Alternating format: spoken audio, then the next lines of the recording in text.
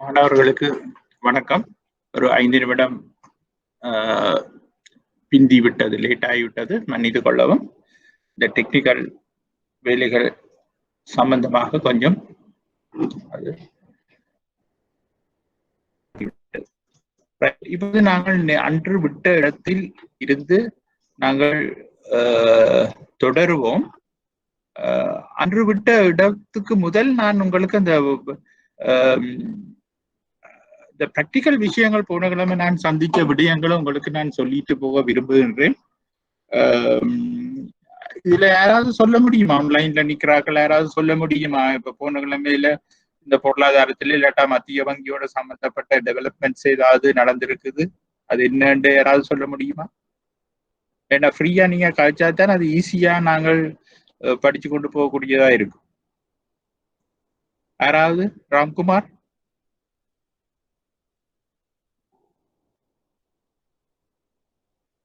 ஒரு நியூஸ் ஒன்று வந்திருக்கின்றது. US டாலர் இலங்கை ரூபாய் வந்து 200 ரூபாவை கடந்து விட்டது என்று. அது சரியா இன்னும் கன்ஃபார்ம் பண்ணப்படவில்லை. ஆனா விற்கும் விலை 200 ரூபாய் தாண்டிட்டு வாங்கும் விலை 194 195 நிக்குது. அப்ப நீங்கள் இதை அனலைஸ் பண்ணி பார்க்கணும். என்னன்னா நானும் நியூட்ரலா படிப்பிக்கின்றபடியா நான் உங்களுக்கு சொல்லுறேன், நீங்கள் அனலைஸ் பண்ணி பார்க்கணும். இதுக்கு 2 நாளைக்கு முதல் ஒரு நியூஸ் வந்தது. இலங்கை மத்திய வங்கியின் வெளிநாட்டு ரிசர்வ் வந்து 5.7 பில்லியன் டாலராக இருக்கின்றது. அப்ப நார்மலான காலத்தில், அதாவது இப்ப கொடுத்து கிட்டத்தட்ட 5-10 வருஷத்துக்கு முதலெல்லாம் நார்மலாக ஃபங்க்ஷன் பண்ணி கொண்டிருக்கும் பொழுது நாடு இதே மாதிரி ரிசர்வ் தான் இருந்தது. மத்திய வங்கி 6 பில்லியன் டாலர் 7 பில்லியன் டாலர் சராசரியாக இருக்கு. அப்ப 5.7 பில்லியன் டாலர் என்பது ஒரு குறைந்த காசு இல்லை, போதிய அளவு இருக்கின்ற காசு. அப்ப நீங்கள் கேள்வி எழுப்ப வேணும், அப்படி இருந்தும் இந்த டாலர் ஏன் டிப்ரிஷியேட் ஆகி இருக்கின்றது? இறக்குமதி கட்டுப்பாடுகள் தொடர்ந்து இருக்கின்றன. அதாவது பெரும்பாலான பொருட்கள் சேவைகள் இறக்குமதி கட்டுப்பாடு இருக்கின்றன. அப்படி இருந்தும் இந்த டாலர் ஏன் இறங்கி இருக்கின்றன? அப்ப நான் அதுக்கு முதல் உங்களுக்கு சொன்னேன் ஒரு கதை ஒன்று. என்னென்று சொன்னால், மத்திய வங்கி வந்து ஓப்பன் மார்க்கெட்ல, திறந்த சந்தையில உள்நுழைந்து இந்த US டாலர்களை வாங்கி விற்பதன் மூலம், அந்நிய செலாவணியை வாங்கி விற்பதன் மூலம் இதை கட்டுப்பாட்டுக்குள்ள கொண்டு வரும் என்று ஒரு டிசம்பர் 20 கடைசி கிழமையில இப்படி ஒரு பிரச்சனை வரைக்க மத்திய வங்கி அறிவிச்சிருந்தது. அப்ப நீங்கள் கேள்வி எழுப்பணும், அப்படி ஒன்று நடந்திருக்கா, நடக்க இல்லையா? இல்லாட்டா மத்திய வங்கி தலையிட்டதா இல்லையா? தலையிட்டு இருந்தா என் இப்படி வரப்போகின்றது, இல்லாட்டா தலையிட்டும் அதுக்கு அதை மத்திய வங்கியின் கட்டுப்பாட்டை மீறி இப்படி நடக்கின்றதா என்பதை நீங்கள் யோசிச்சு கொள்ளணும். எனக்கும் தெரியாது. அப்ப நான் என் மனசுக்குள்ள எழுப்புற கேள்வியை தான் உங்களுக்கும் சொல்லி இருக்கின்றேன். அப்ப அது ஒன்று. அப்ப 2வது விடயம் என்னவென்று சொன்னால், இந்த மத்திய வங்கி வந்து வர்த்தக வங்கிகளுக்கு சில விடயங்களை அறிவித்திருக்கின்றது. அதாவது என்னென்று சொன்னால், அந்த பங்கு லாபம் என்று சொல்லப்படுகின்ற டிவிடெண்ட்ஸை நீங்கள் 2020ஆம் ஆண்டு டிசம்பர் 31க்கு முடிகிற, உங்களுக்கு தெரியும் பொதுவா வங்கிகள், எல்லா வங்கிகளும் தங்களுடைய நிதியாண்டு வந்து 31 டிசம்பர்ல தான் முடிக்கிறது. அப்ப அந்த வருடத்துக்குரிய பங்கு லாபங்களை நீங்கள் பிரயோரிக்க வேண்டாம், டிக்ளேர் பண்ண வேண்டாம் என்று மத்திய வங்கி சொல்லி இருக்கின்றது. எப்ப மட்டும் உங்களோட ஆடிட்டட் அக்கௌண்ட்ஸ் கையில வரும் மட்டும். அப்ப மத்திய வங்கி ஏதோ ஒன்று எதிர்பார்க்கின்றது. அதாவது நான் பெர்ஃபார்மிங் லோன்ஸ் என்று சொல்லப்படுகின்ற செயற்படா கடன்கள், அப்ப அதுகள் அதிகரிச்சிருக்கலாம் ஒரு கொமர்ஷியல் பேங்குக்கு, எல்எஸ்பின்ற. அப்படி இல்லாத பட்சத்துல, அப்படி நடக்கும் பட்சத்துல அதுக்குரிய ப்ரொவிஷன்ஸ் நிறைய, அப்ப அதாலேயோ என்னமோ இதை வந்து நீங்கள் உடனடியாக பிரயோரிக்க வேண்டாம் என்று அந்த கொமர்ஷியல் பேங்க்ஸுக்கு மத்திய வங்கி சொல்லி இருக்கின்றது. இதை தவிர வேற ஏதோ ஒன்று நான் யோசித்தேன், அது அந்த சந்தர்ப்பம் வரும்போது நான் உங்களுக்கு சொல்லிக் கொள்ளுகின்றேன். அப்ப இது ரெண்டையும் நீங்கள் கவனத்துல வச்சு கொள்ளணும் என்றால், இந்த நடைமுறை விடயங்கள் மத்திய வங்கியுடன் தொடர்பட்ட நாட்டின் பொருளாதாரத்தோடு சம்பந்தப்பட்ட நடைமுறை விடயங்கள். அப்ப நாங்கள் அன்றைக்கு போன வகுப்புல எங்க நாங்கள் இதை விட்டோம் என்பதை நான் மறந்து விட்டேன். உங்களுக்கு யாராவது தெரியுமெண்டா அங்க விட்டேன்றது சொல்லலாம்.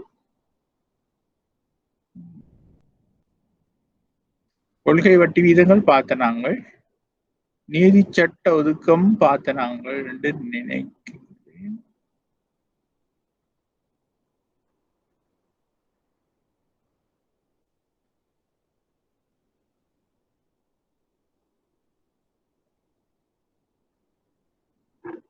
யாராவது ஹெல்ப் பண்ண முடியுமா? நான் எங்க விட்டு நாங்கள் திறந்த சந்தை நடவடிக்கை இல்லையா? லில்லுகுமார் திறந்த சந்தை நடையே பார்க்கல. இல்ல திறந்த சந்தை நடையே பார்க்கல. பார்க்கல என்ன? இல்ல. ரைட்.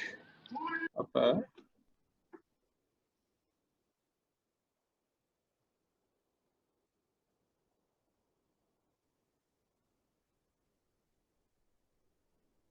கொள்கை வட்டி வீதங்கள்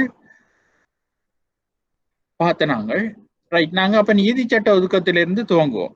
அப்ப உங்களுக்கு நான் நீதி சட்ட ஒதுக்கு வீதம் ஸ்டாட்யூட்டரி ரிசர்வ் ரேஷியோன்னா என்னன்னு நான் ஒன்றும் சொல்ல தேவை இல்லை. என்னன்னு சொன்னால் நாங்கள் நிறைய தரம் நாங்களே படிச்சிருக்கிறோம். அதை தவிர நீங்கள்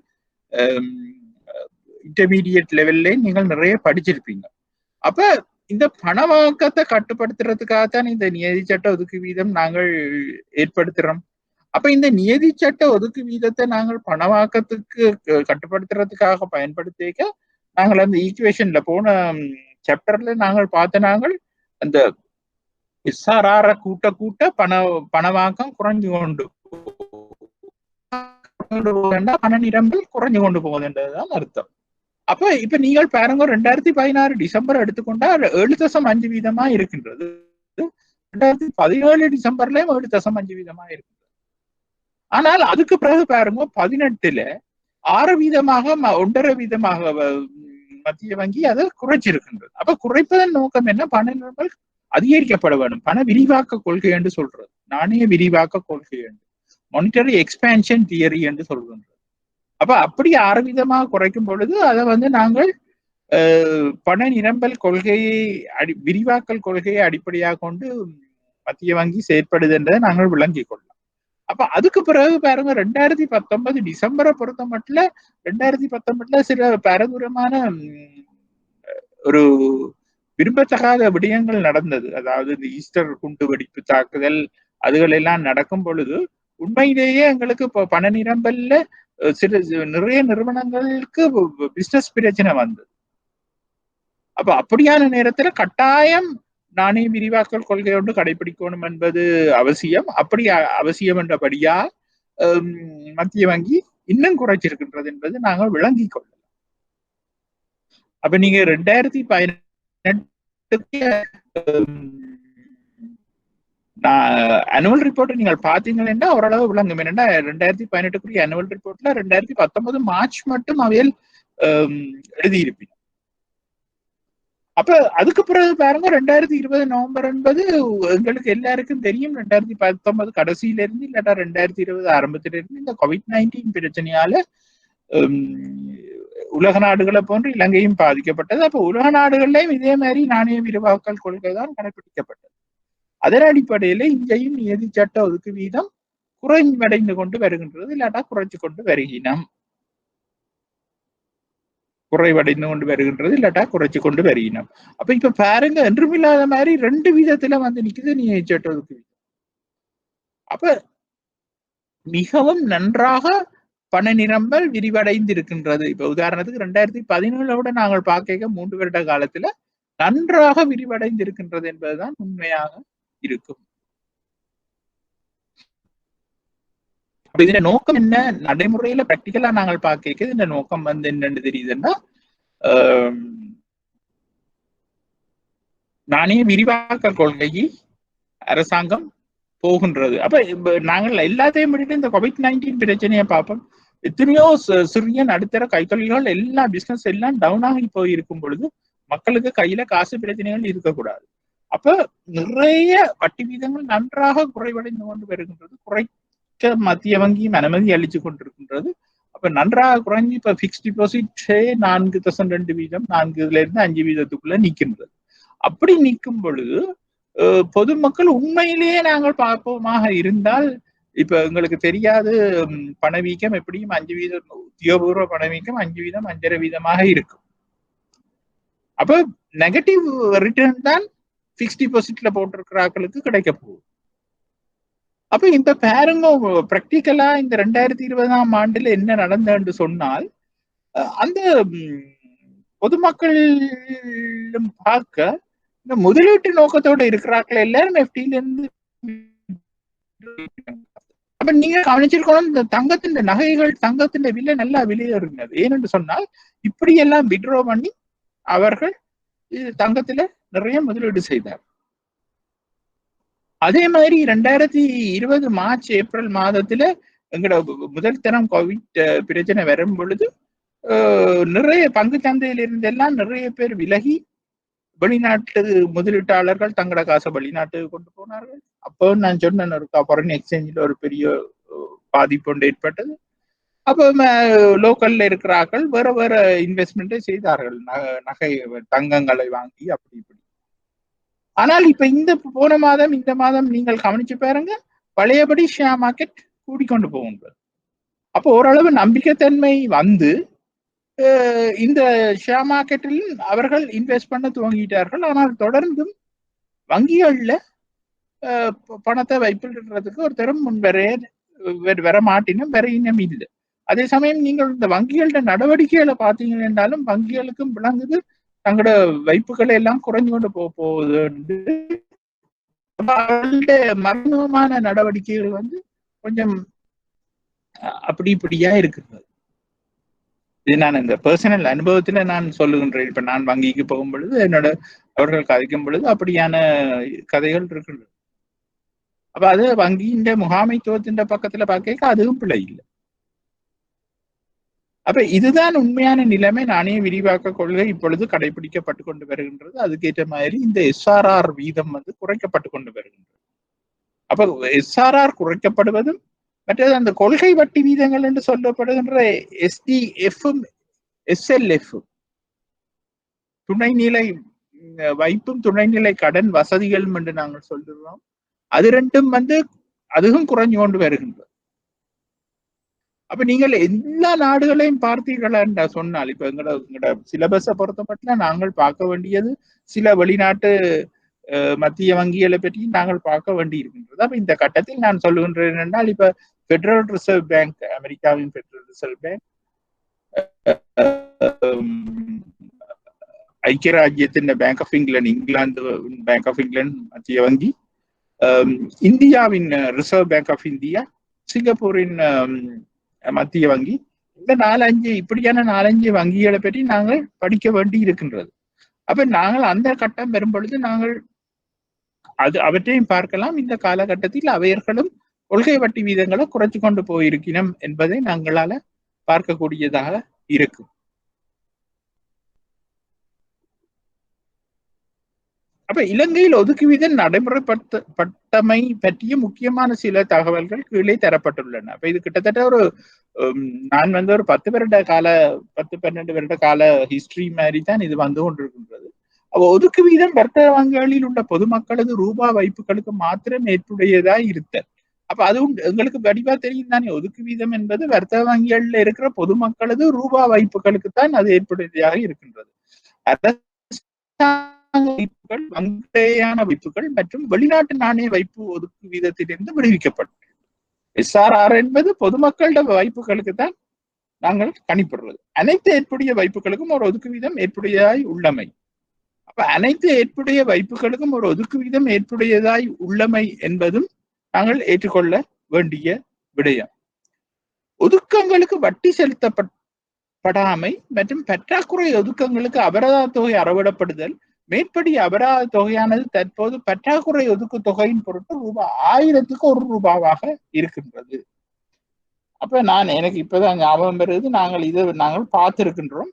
இதை பார்த்து நாங்கள் திரும்ப பார்த்து கொண்டு போவோம். அப்ப இதுல என்ன சொல்லப்படுகின்றதுன்னு சொன்னால், இப்ப வணிக வங்கிகள், கமர்ஷியல் பேங்க்ஸ் வந்து மத்திய வங்கியில ஷார்ட்டா வைக்க ஒவ்வொரு கிழமையும் நாங்கள் பார்த்தனாங்க. அந்த ஒவ்வொரு கிழமைக்கும் வைக்க வேண்டிய வைப்புகளும் ஷார்ட்டா இருக்கும்னு சொன்னால் ஒவ்வொரு ₹1000க்கும் ₹1 ஃபைன் அறவிடப்படும். அப்ப மத்திய வங்கியின் வைப்புகளுக்கு மேலதிகமாக வங்கிகளில் உள்ள நாணய குத்திகள் மற்றும் தாள்களின்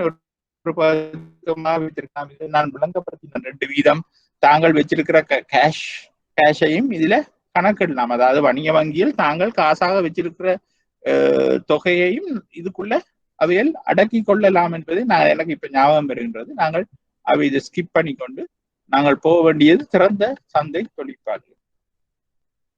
அப்ப திறந்த சந்தை தொழிற்பாடுகள் என்று நாங்கள் கதைப்பது என்ன என்று சொன்னால் ஓப்பன் மார்க்கெட் ஆபரேஷன். இப்ப சுருக்கமாக சொல்ல போனால் அரசாங்கத்துக்கு நாங்கள் ஒரு வங்கியாக தொழிற்படுகின்றோம். மத்திய வங்கி ஒரு வங்கியாக தொழிற்படுகின்ற அரசாங்கத்தின் வங்கி. இரண்டாவது அரசாங்கத்தின் கடன்களை, அரசாங்கத்துக்கு தேவையான பணத்தை கடனாக கொடுத்து மீண்டும் பெற்றுக்கொள்ற தொழிலையும் மத்திய வங்கி செய்து கொள்ளும். அப்ப இந்த கடனை வழங்குவது என்பது மத்திய வங்கி கொடுக்கிற அர்த்தம் அல்ல. உண்மையின்படி அரசாங்கத்தின் சார்பாக ஒரு வங்கியாக மத்திய வங்கி இருந்து பொதுமக்களுக்கு அந்த பொதுமக்களிடமிருந்து அந்த பணத்தை பெற்று அதுக்குரிய உத்தரவாதமான சர்டிபிகேட்டை கொடுத்து போட்டு கடனை வேண்டி அரசாங்கத்தை கொடுக்கிறது மத்திய வங்கியின் தொழிற்பாடு. அப்ப இப்படியான பொதுமக்களோட ரிலேட் ஆகி செய்கிற இதைத்தான் சொல்லுகின்றது திறந்த சந்தை தொழிற்பாடு. அப்ப உதாரணத்துக்கு நாங்கள் இப்ப திரைசேரி முறியல் இல்லாட்ட திரைசேரி உண்டியல் என்பது சுமாராக 1 வருடம் 6 மாதம் 3 மாதம் குறுங்காலத்துக்குரிய கடன்கள் தான் திரைசேரி உண்டியல்கள் என்று வரும். திரைசேரி முறியல் என்பது நீண்ட கால கடன்கள், 5 வருஷமாயும் இருக்கலாம் 10 வருஷமாயும் இருக்கலாம். அப்ப இதை நாங்க பொதுவாக அரச புண்ணியங்கள் என்று நாங்கள் சொல்லிக் கொள்கின்றோம். அப்ப இது என்னன்னா அரசாங்க உத்தரவாதத்துடன் அந்த சர்டிபிகேட்டை திரைசேரி உண்டியல்கள்ட திரைசேரி முறிகள்ட சர்டிபிகேட்டை பாத்தீங்கன்னா அரசாங்கத்தின் தான் சைன் பண்ணி இருக்கும், அரசாங்கத்தின் சர்டிபிகேட் அது. அப்ப நாங்கள் அது ஒரு கவலையும் பட தேவையில்லை. என்னன்னா உத்தரவாதம் இருக்கின்றது, எங்களுக்கு அந்த வட்டியும் முதலும் எப்பவுமே கிடைக்கும். அப்ப அரசாங்கம் என்ன செய்யும் என்று சொன்னால் தங்களுக்கு 3 மாதத்துக்கு திரைசேரி முறிகளை வழங்கும் பொழுது அப்ப நீங்க நினைக்கலாம் 3 மாதத்துக்குள்ள அரசாங்கத்துக்கு காசு கிடைச்சிட்டுதான். அப்படி அல்ல. அரசாங்கம் என்ன செய்யும் என்று சொன்னால் 3 மாத திரைசேரி உண்டியல் இப்ப நான் அரசாங்கத்தின 3 மாத திரைசேரி உண்டியல் ஒன்று வேண்டி இருக்கிறேன்னு சொன்னால் அந்த 3 மாதம் முடியும் பொழுது ஏதோ ஒரு வகையில அதுக்குரிய காசு அரசாங்கம் தந்துடும். ஆனா அரசாங்கத்துக்கு அந்த காசு இருந்திருக்காரு. இப்ப அரசாங்கம் என்ன செய்யும் என்று சொன்னால் புதிதாக திரைசேரி முறிகளை விற்பனை செய்து எங்கட காசை செட்டில் பண்ணும். அப்ப வட்டியோட செட்டில் பண்ணணும் எங்கட காசுண்டைக்கு உங்களுக்கு ஆட்டோமேட்டிக்கா வழங்கும். புதிதாக வழங்கப்படுற திரைசேரி உண்டியலோ முறிகள் ஏற்கனவே வழங்கப்பட்ட தொகையிலும் பார்க்க கூடுதலாகத்தான் இருக்கும். ஏன்னா வட்டியோட சேர்த்து இல்ல இங்க எங்களுக்கு செட்டில் பண்ணப்படுது முதல் வெளிநாட்டு. அப்ப தேவைப்படுற காசு கூடுதலாக இருக்கும். அப்ப அதே சமயம் அரசாங்கத்துக்கு அந்த பீரியட்லயும் காசு தேவைப்பட்டா இன்னும் கூடுதலாகத்தான் பணக்கப்பட்டு கொண்டு வரும். ஒரே ஒரு சந்தர்ப்பத்தில் என்று நான் நினைக்கின்றேன், அது எப்பவென்று தெரியவில்லை, ஏதோ ஒரு சொத்தொன்றை வெளிநாடுகளுக்கு வித்து வந்த காசு நான் நினைக்கின்றேன் 90களில் ஷெல் கேஸ் கம்பெனி அந்த கேஸ் கம்பெனியை வாங்கின பொழுது நிறைய வெளிநாட்டு நாணயம் எங்களுக்கு கிடைச்சது. அதாவது அந்த நிறுவனத்தை வித்தபடியா நான் ஐம் நாட் ஷுவர், நான் சொல்றேன். அப்படி வந்த காசுல அரசாங்கம் என்ன செய்தா அந்த நேரத்தில் இந்த உள்நாட்டு கடன் என்று சொல்லப்படுகின்ற இந்த திரைசேரி உண்டியல் முறிகள்ல நிறைய மீட்டெடுக்கும் பொழுது அரசாங்கத்தின் உள்நாட்டு கடன் திரைசேரி முறிகள்ல மீதான கடன் சரியான குறைவாக இருந்தது நாங்கள் அந்த நேரம் அப்சர்வ் பண்ணினாங்க. அப்ப இப்படி நடக்கும் பொழுது அடுத்த சைட்டை நாங்கள் பார்ப்போம். அது என்னென்று சொன்னால் இப்ப ஆபரேஷன்ஸ் நடந்து கொண்டிருக்கின்றது. இப்ப மத்திய வங்கி அரசாங்கம் ஒவ்வொரு கிழமையும் சொல்லும் எங்களுக்கு இவ்வளவு காசு வேண்டும் என்று அதுக்குரிய டைம் பீரியட அரசாங்கம் கொடுக்கும். அப்ப நாங்கள் இப்ப மத்திய வங்கி என்ன செய்யும் என்று சொன்னால் ஒரு பிரைமரி டீலர்ஸ் என்று இருக்கணும், முதன்மை தரகர்கள் என்று சொல்லிக் கொள்ளலாம். அந்த முதன்மை தரகர்கள் மூலமாக தான் இந்த சந்தையை இலகுவாக்குறதுக்காக ஒரு ஃபியூ நம்பர் ஆஃப் முதன்மை தரகர்கள் இருக்கிறார்கள். இந்த மத்திய வங்கியோட ரெஜிஸ்டர் பண்ணி நடைமுறை கணக்கை பேணி கொண்டு இருப்பார்கள். அதுல முக்கியமாக இந்த லைசன்ஸ் கமர்ஷியல் பேங்க்ஸ் மெம்பர்ஸா இருப்பினும் அதோட லைசன்ஸ் ஸ்பெஷலைஸ் பேங்க்ஸ்லயும் 1-2 இருக்கின்றது. உதாரணத்துக்கு தேசிய சேமிப்பு வங்கி, அது தவிர தனியார் நிறுவனங்கள் 1-2 பினான்சியல் ஃபீல்ட்ல இருக்கிற 1-2 நிறுவனங்கள் இதுக்குள்ள இருக்கின்றது. அப்ப நான் ஏற்கனவே சொன்ன மாதிரி நீங்கள் கேள்விப்பட்டிருப்பீங்க, இந்த மத்திய வங்கி பாண்ட் ஸ்கேம் என்று சொல்லப்படுற அந்த பிரச்சனைகள் எல்லாம் இந்த இப்படிப்பட்ட ஒரு தனியார் நிறுவனம் இதுக்குள்ள முதன்மை தரகரா இருந்த நிலையில தான் அது அந்த பிரச்சனைகள் எல்லாம் வந்தது. அப்ப அப்ப மத்திய வங்கி என்ன செய்யும் என்று சொன்னால், ஒவ்வொரு கிழமையும் அரசாங்கம் இவ்வளவுதான் வேணும் என்று சொன்ன பிறகு நாங்கள் என்ன செய்வோம் என்று சொன்னால், மத்திய வங்கி அதை பொதுமக்களுக்கு அறிவிக்கும். இத்தனை வீத வட்டியில இவ்வளவு தொகை எங்களுக்கு தேவை என்று. அப்ப அறிவிக்கும் பொழுது அது முதன்மை தரகர்கள் தான் அதை கோட் பண்ணுவினோம். அவர்கள் தான் அதுக்கு பிட் பண்ணுவினோம், இவ்வளவு எங்களுக்கு தாங்க, இவ்வளவு எங்களுக்கு தாங்க. அப்ப அது அவர்கள் செய்வது அவர்கள்ட்ட காசு இருக்கணும் அதுல இன்வெஸ்ட் பண்றதுக்கு. மற்றது அதுல வட்டி விகிதம். அப்ப இதுகள் எல்லாம் தீர்மானிக்கப்படும். அப்ப அரசாங்கத்துக்கு கூடுதலான பணம் தேவைன்னா வட்டி விகிதத்தை கூட்ட வேண்டி இருக்கு. அப்ப அப்படி வட்டி விகிதத்தை கூட்டும் பொழுது மத்திய வங்கியின் கொள்கையோட சில முரண்பாடுகள் வரும். அதால அப்படி சில கூட்டிக் கொள்ள இயலாம இருக்கும். அப்ப இப்படியான நேரத்துல இந்த முதன்மை தரகர்கள் கோட் பண்ணுவினம் எங்களுக்கு இவ்வளவு காசு வேணும், இவ்வளவு காசு வேணும். அப்ப சொல்லுவோம் அரசாங்கம் 1000 மில்லியன் ரூபாய் எங்களுக்கு இந்த கிழமை வேணும் என்று கேட்கும் பொழுது இந்த முதன்மை தரகர்கள் 600 மில்லியன் தான் எங்களுக்கு தேவை என்று சொன்னா மத்திய வங்கி 1000 மில்லியனை கொடுக்கும் அரசாங்கத்துக்கு. நினைக்கவும் அப்ப 600 மில்லியன் முதன்மை தரகர்கள்ட்ட போகும் பொழுது மிச்சம் 400 மில்லியனை மத்திய வங்கி தன்னுடைய காசுல அரசாங்கத்துக்கு கொடுக்கும். அதாவது அந்த ட்ரெஷரி சர்டிபிகேட்ஸ் தான் மத்திய வங்கி தான் வச்சுக்கொண்டு அரசாங்கத்துக்கு கொடுக்கும். அப்ப அப்படி கொடுக்கும் பொழுதுதான் அந்த 400 மில்லியன் காசும் பிரிண்டட் மணியாக இருக்கும், அச்சடிக்கப்பட்ட காசாக இருக்கும். மத்திய வங்கிட்ட காசு இல்லை. மத்திய வங்கி காசை கொடுக்கணும்னா அச்சடிச்ச காசை தான் கொடுக்கும். அப்ப அப்படியான சந்தர்ப்பத்துல அதிகரிக்க செய்யும், அது அச்சடிக்கப்பட்ட பணம். அப்ப இதே சமயம் 1000 மில்லியன் தான் அரசாங்கத்துக்கு வேணும். 1100 மில்லியன் 1200 மில்லியன் இந்த வர்த்தக வங்கியிலும் முதன்மை தரகர்களும் கேட்கிறார்கள் என்று சொன்னால் அங்க நான் முதல் சொன்ன பிரச்சனை மத்திய வங்கிக்கு ஏற்படாது. ஆனா கூடுதலாக கேட்டிருக்கீங்கன்னா ப்ரோராட்டா பேசிஸ்ல, ப்ரோராட்டான்றது இந்த வீதாசார அடிப்படையில பிரிச்சு அவர்களுக்கு வழங்கப்படும். அப்ப இந்த முதன்மை தரகர்கள் என்ன செய்வினம் என்று சொன்னா அதை கொண்டு போய் பொதுமக்களுக்கு ஒரு மார்ஜினை வச்சு விற்பார்கள். அது 2ஆம் தர சந்தை என்று நாங்கள் சொல்லிக் கொள்வோம். அது நாங்கள் சொல்றது 2ஆம் தர சந்தை என்று. அப்ப அப்படியான 2ஆம் தர சந்தையில வணிக வங்கிகளோ இந்த முதன்மை தரகர்கள் கொண்டு போய் பிசினஸ் செய்வார்கள். இதுக்குள்ள நான் இந்த முதன்மை தரகர்களுக்குள்ள ஒரு ஆளை விட்டுட்டேன். இபிஎஃப்பும் முதன்மை தரகருக்குள்ள இருக்கிறேன். அப்ப இபிஎஃப்பும் கணிசமான அளவு தொகையை இந்த முதன்மை தரகராக இருந்து கொண்டு அரசாங்கத்துக்கு கடன் கொடுக்கும். உங்களுக்கு இன்னொன்று நான் சொல்ல விரும்புகின்றேன் என்று சொன்னால் 1970, 72, 71ஆம் ஆண்டு இந்த தேசிய சேமிப்பு வங்கி ஆரம்பிக்கப்பட்டதன் முக்கிய நோக்கமே அந்த நேரம் நிதியமைச்சராக இருந்த டாக்டர் என் பெர்ரா இந்த வங்கியை ஆரம்பிக்க முன்னுக்கு நின்று உழைத்தவர். அவர் அதன் முக்கிய நோக்கம் என்னன்னா இந்த அரசாங்கத்துக்கு தேவையான பணத்தை பொதுமக்கள்கிட்ட இருந்து எடுப்பதுதான் முக்கிய நோக்கம். அப்ப நாங்கள் இப்ப நோட்ஸை பார்ப்போம். நாணய கொள்கையின்படி நாணயத்தளத்தின் அளவை இலக்கிடப்பட்ட மட்டத்தில் பேணி வரும் பொருட்டு ஒரு மத்திய வங்கி பல்வேறான நிதியியல் பிணையங்களை வியாபாரம் செய்வது சிறந்த சந்தை தொழிற்பாடுகளாக குறிப்பிடுகின்றன.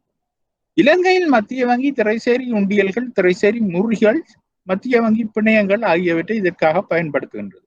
அப்ப ஏனைய நாடுகளின் மத்திய வங்கிகளும் பொதுவாக அரச பிணையங்கள் வியாபாரத்தை இதன் பொருட்டு மேற்கொள்கின்றன. ஆதலால் ஒரு மத்திய வங்கி தனது சொத்துக்களாக அரச பிணையங்கள் தொகையொன்றை பேணி வரும். அப்ப மத்திய வங்கி நாணய கொள்கையை நடைமுறைப்படுத்துகின்ற போது நிதி சந்தையில் அல்லது வங்கிகளுக்கு இடையிலான சந்தையில் இருக்க வேண்டிய திரவத்தன்மை எனப்படும் நிதி வளங்கள் மற்றும் நாணய தளத்தின் அளவு தொடர்பான இலக்குகளை கடைபிடிக்கும். இதன் பிரகாரம் இலக்கிடப்பட்ட பணத்தொகைகள் மற்றும் நிலவுகின்ற பணத்தொகைகளுக்கு இடையில் பெரும் மாற்றம் இருப்பின் நிலவுகின்ற பணத்தொகை இலக்கிடப்பட்ட பணத்தொகை வரை மாற்றுவதற்கு தேவையான அளவு பிணையங்கள் வியாபாரம் நடைபெறும். உதாரணமாக நிலவுகின்ற பணத்தொகை அதிகமாக இருப்பின் அதனை மத்திய வங்கி சந்தையின் பிணையங்களை விற்பனை செய்யும் என்பதோடு பணப்பற்றாக்குறையின் போது மத்திய வங்கி பிணையங்களை சந்தையில் இருந்து கொள்வனவு செய்யும். விற்பனை செய்கின்ற போது அப்பெறுமதிக்கு சமமான பணத்தொகை மத்திய வங்கி உள்ளிருக்கப்படுவதன் காரணத்தினால் நாணய தளத்தின் அளவு மேற்படி அளவிற்கு குறைவடையும் என்பதோடு கொள்வனவின் போது அதே அளவில் பணத்தொகை அதிகரிக்கும். அப்ப இதுல இன்னொரு விஷயத்தை மத்திய வங்கி செய்து கொள்ளும் என்னென்று சொன்னா, இப்ப நான் சொன்ன மாதிரி மத்திய வங்கிட்ட கொஞ்சம் பிணையங்கள் இருக்குது தானே. இப்ப சில நேரங்கள்ல எல்எஸ்பிஸ் லைசன்ஸ் ஸ்பெஷலைஸ் பேங்க்ஸ் வந்து இந்த குறைந்த அளவில் மத்திய வங்கி அரசாங்கத்தின் சார்பாக கேட்கிற தொகை, இப்ப நான் சொன்ன அந்த 1000 மில்லியன் கேட்கிற நேரம் 600 மில்லியனை தான் கோட் பண்ணுதுன்னு சொன்னா அந்த 400 மில்லியன் வந்து மத்திய வங்கிட்டே இருக்கு. அப்ப அப்படி நிறைய சந்தர்ப்பங்கள்ல ஏற்படும் பொழுது நிறைய தொகை வந்து மத்திய வங்கிட்டே இருக்கும் அந்த சர்டிபிகேட்ஸ். அப்ப அப்ப சில நேரங்கள்ல இப்ப நாங்கள் இப்ப கவர்மெண்ட்டை விடுவோம். இப்ப மத்திய வங்கிட்ட ஒரு இப்படியே சேர்த்து ஒரு 5000 மில்லியன் காசு வந்து மத்திய வங்கி அரசாங்கத்துக்கு கடன் கொடுத்திருக்கு. ஆனா சர்டிபிகேட்ஸ் மத்திய வங்கிட்டு இருக்குதுன்னு சொன்னால், இப்ப சில நேரங்கள்ல மத்திய வங்கி நினைக்கின்றது பண நிரம்பல் கூடிட்டு, நாட்டுல பண நிரம்பல் கூடிட்டு நாங்கள் சுருக்க பணவீக்கத்தை கொள்கையை கடைபிடிக்கணும். அப்ப இந்த சுருக்க பணவீக்க கொள்கையும் விரிவாக்கல் பணவீக்க கொள்கையும் அடிக்கடி ஏற்பட்டு கொண்டு சில நேரம் ஒரு மாசத்திலேயே மாறி மாறி அந்த பாலிசியை மாத்தி கொண்டிருப்பினோம். அப்ப மத்திய வங்கி ஒரு கட்டத்துல நினைக்குது பண நிரம்பல் கூடிட்டு நாங்க சுருக்கல் பணவீக்கத்தை நாங்கள் ஏற்படுத்தணும் என்று நினைக்கும் பொழுது மத்திய வங்கி என்ன செய்யணும்னா தன்னிட்ட இருக்கிற அந்த ட்ரெஷரி சர்டிபிகேட்ஸ பிணையங்களை பொதுமக்கள்கிட்ட கொடுக்கும். அதாவது முதன்மை தரகனூடாக அதை விற்க பார்க்கும். விற்கும் பொழுது என்ன நடக்கும்? காசு உள்ளுக்கு வந்துடும். காசு உள்ளுக்கு வந்தோன்னா அது இந்த சுருக்க நாணய கொள்கை வந்து கடைபிடிக்கப்படும். சுருக்க பண நிரம்பல் வந்து கடைபிடிக்கப்படும். இப்ப அதே மாதிரி மற்றவளும் இப்ப மத்திய வங்கி நினைச்சிட்டு இப்ப இன்றைக்கு இருக்கிற நிலைமைகளை பார்ப்போம். இன்றைக்கு மத்திய வங்கி விரிவாக்க பண நிரம்பல் கொள்கையை கடைபிடிச்சு கொண்டிருக்கு. இப்ப என்ன செய்யும் என்று சொன்னால் கூடுதலான அப்படியான பிணையங்களை மத்திய வங்கி வேண்ட பார்க்கும். அப்படி முன்னம் வழங்கி இருந்தா அதுகளை திரும்ப மத்திய வங்கி வேண்ட பார்க்கும். வேண்டும் பொழுது என்ன நடக்கும்? மத்திய வங்கி காசை கொடுத்து போட்டு சர்டிபிகேட்ஸ் எடுக்கும். அப்ப காசு கூடுதலாக மக்கள் மத்தியில் புழக்கத்துக்கு வரும். அப்ப இதைத்தான் இதுல சொல்லி இருக்கு. அதே அளவில் பணத்தொகை அதிகரிக்கும். மேலும் நிதி சந்தையில் குறுகிய கால வட்டி வீதத்தில் தாக்கத்தை ஏற்படுத்தும் பொருட்டு திறந்த சந்தை தொழிற்பாடுகள் நடைபெறுகின்றன. அப்ப நிதி சந்தையில் குறுகிய கால வட்டி வீதத்தில் தாக்கத்தை ஏற்படுத்தும் பொருட்டு திறந்த சந்தை தொழிற்பாடுகள் நடைபெறுகின்றன. இங்கே குறிப்பாக சந்தையில் நிதிய பற்றாக்குறை காரணமாக வட்டி வீதம் அதிக அளவு உயர்வடைகின்ற போது பிணையங்கள் உயர் விலையில் கொள்வனவு செய்யப்படுவதனூடாக பணம் வழங்கப்படுவதன் காரணமாக அதிகரித்து வட்டி வீதம் குறைவடையும். அப்ப இந்த வட்டி வீதம் நான் உங்களுக்கு முதல் சொன்ன மாதிரி இந்த வட்டி வீதம் கூடி குறையும் தேவைக்கு ஏற்ற மாதிரி, டிமாண்டுக்கு ஏற்ற மாதிரி. நாணய தளத்தின் அளவை குறைக்கும் பொருட்டு விற்பனைக்கு போதிய அளவு அரச பிணையங்கள் மத்திய வங்கியிடம் இல்லாத சந்தர்ப்பத்தில் இதன் பொருட்டு மத்திய வங்கி பிணையங்கள் வழங்கப்படும்.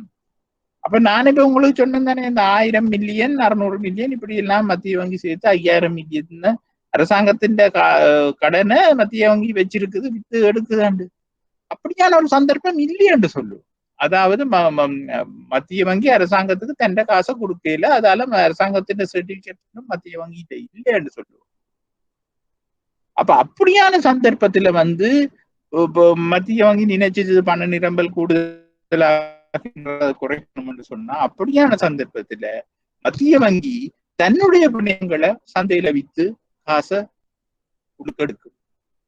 அதாவது திறந்த சந்தை தொழிற்பாட்டுல மத்திய வங்கி தன்னுடைய பிணையங்களை விற்கும். அதை மத்திய சென்ட்ரல் பேங்க் செக்யூரிட்டிஸ் என்று சொல்றது. அப்ப திறந்த சந்தை தொழிற்பாடுகள் சில சந்தர்ப்பங்களில் மத்திய வங்கி வெளிநாட்டு செலாவணி சந்தையில் மேற்கொள்கின்ற கொடுக்கல் வாங்கல் மூலமும் உள்நாட்டு பணச்சந்தையில் ஏற்படுகின்ற தாக்கத்தை தளர்த்தும் பொருட்டு பயன்படுத்தப்படும். அப்ப இப்ப நீங்கள் விளங்கி கொள்ளுங்க, மத்திய வங்கி சில நேரங்கள்ல வெளிநாட்டிலையும் போய் வெளிநாட்டு மார்க்கெட்லயும் தண்ட பிணையங்களை விற்கும். ஏனென்று சொன்னா உள்நாட்டுல தனக்கு அவ்வளவு காசு எடுத்துக்கொள்ள இயலாது என்று நினைக்கிற சந்தர்ப்பங்கள்ல வெளிநாட்டு சந்தைகள்ல வெளிநாட்டு வட்டி வீதங்கள்ல அந்த பணத்தை எடுத்துக்கொள்ளும். அப்ப அப்படி எடுக்கிற நேரங்கள்ல எவ்வளவோ ரிஸ்க் இருக்கிறது மத்திய வங்கிக்கு என்னன்னு சொன்னால், உங்களுக்கு தெரியும் இப்ப கரன்சி வந்து டிப்ரிஷியேட் பண்ணி கொண்டு போகின்றது, ஃபாரின் கரன்சி. அப்படி டிப்ரிஷியேட் பண்ணி கொண்டு போகும் பொழுது நாங்கள் அவர்களிடம் ஒரு வட்டி வீதத்துக்கு காசை வேண்டினாலும் அந்த காசை ஒரு வருடத்துக்கு பிறகு 2 வருடத்துக்கு பிறகு திருப்பி கொடுக்கும் பொழுது அதே தொகையை வட்டியிலும் கொடுக்கும் பொழுது எங்களோட உள்நாட்டு நாணயத்துல நிறைய காசு தேவைப்படும். ஏனென்றா கரன்சி டிப்ரிஷியேட் பண்ணி கொண்டு போகிறோம். இப்ப 2020 ஜனவரியில பிப்ரவரியில எவ்வளவு காசு இருந்ததோ டாலர் வந்து சில 180 ரூபாயா இருந்திருக்கலாம். ஆனா இன்றைக்கு நான் சொன்னேன் 200 ரூபாயா வந்துட்டு. அப்ப 2020 ஜனவரியில மத்திய வங்கி வெளிநாட்டுல ஒரு கடனை வேண்டி இருக்குன்னு சொன்னா இப்ப நாங்கள் 2021 ஜனவரியில கொடுக்கும் பொழுது ஒவ்வொரு டாலருக்கும் 20 ரூபாய் கூட கொடுக்க வேண்டி இருக்கு. அதாவது மத்திய வங்கி வெளிநாட்டு செலாவணி சந்தையில் வெளிநாட்டு செலாவணியை கொள்வனவு செய்கின்ற போது அல்லது விற்பனை செய்கின்ற போது நாணய தளத்தின் அளவில் ஏற்படுகின்ற தாக்கத்தை வரிதாக்கும் பொருட்டு ஸ்டெர்லைசேஷன் என்று நாங்கள் சொல்லுவோம். உள்நாட்டு பிணையங்களை வியாபாரத்தை மேற்கொள்ளும். அப்போ அப்படியான நேரங்கள்ல இப்ப நாங்கள் இந்த கதையை விடுவோமே, நாங்கள் இப்படி பார்ப்போமே, எங்களுக்கு நிறைய இப்ப உள்நாட்டுல இருக்கிறார்கள், வெளிநாட்டுல நிறைய பேர் வேலை செய்யணும், மிடில் ஈஸ்ட்ல அங்கே இங்கே இருக்கணும். இந்த கோவிட் பிரச்சனையாலதான் இவ்வளவு டிஸ்டர்பன்ஸ் வந்திருக்கு. வேல் வராம விட்டு வேலை இல்லாம இங்க வந்து நிக்கணும், திருப்பி போக வழி இல்லாம அப்படியான பிரச்சனை. அப்ப நார்மல் சர்க்கம்ஸ்டான்ஸ்ல அவர்கள் எல்லாரும் அங்கு வெளிநாட்டில இருந்து காசை பெருந்தொகையாக ஒவ்வொரு மாதம் அனுப்பி கொண்டிருக்கிறேன் என்று சொல்லுவோம். அப்ப அனுப்பும் பொழுது என்ன நடக்கும் என்று சொன்னா வெளிநாட்டு நாணயத்துக்கு பதிலாக உள்நாட்டுல வங்கிகள் அவருடைய குடும்பங்களுக்கு அவர்களுக்கு அந்த காசை கொடுப்பிடும். அப்ப கொடுக்கும் பொழுது உள்நாட்டு பண நிரம்பல் கூடுது. அப்ப வெளிநாட்டு காசு வர்றபடியால் வெளிநாட்டு செலாவணி வாரபடியால் உள்நாட்டுல பண நிரம்பல் கூடுது. அப்ப அப்படி கூடும் பொழுது ஒரு கட்டத்துல மிக நிரம்பலும் ஏற்படும். மிக நிரம்பல் என்பது பண நிரம்பல். நான் சொன்ன அந்த விரிவாக்க பண நிரம்பல் மத்திய வங்கி நேர்ச்சிட்டு இது கூடி போச்சு. அப்ப அப்படியான சந்தர்ப்பத்தில உள்நாட்டு பண நிரம்பலை குறைப்பதற்கு நான் முதல் சொன்ன மாதிரி மத்திய வங்கி பணியங்களை வழங்க வேண்டி இருக்கு. ஏன்னா அரசாங்கம் தான் கேட்கிற காசுத்தானே கொடுத்து கொண்டிருக்கணும். அரசாங்கத்திட்ட போய் சொல்லல அதை இங்க பண நிரம்பல் கூடிட்டு நீங்க கொஞ்சம் கூட கடன் கேளுங்க, அப்ப நாங்கள் இது இல்லாமட்டு நாங்கள் சொல்லல. அப்ப மத்திய வங்கி பணியங்களை தான் அந்த நேரத்துல நாங்கள் மார்க்கெட்ல விட்டு காசை உள்ளுக்கு எடுக்கணும். அதைத்தான் மொப் பண்ணி எடுக்கிறான்னு சொல்லலாம். ஸ்டெரிலைசேஷன் என்று சொல்றாங்க. அதை நாங்கள் இந்த தண்ணியை மொப் பண்ணி எடுக்கிற மாதிரி கழுவும் பொழுது இங்கேயும் பண நிரம்பல இருக்கிற காசை கொஞ்சம் மொப் பண்ணி எடுக்கிறோம். அதே மற்றவளன் நாங்கள் பார்க்கும் பொழுது நான் சொல்லி இருப்பேன் நினைக்கிறேன், இலங்கையில சுருகிட்டுதுன்னு சொன்னார்.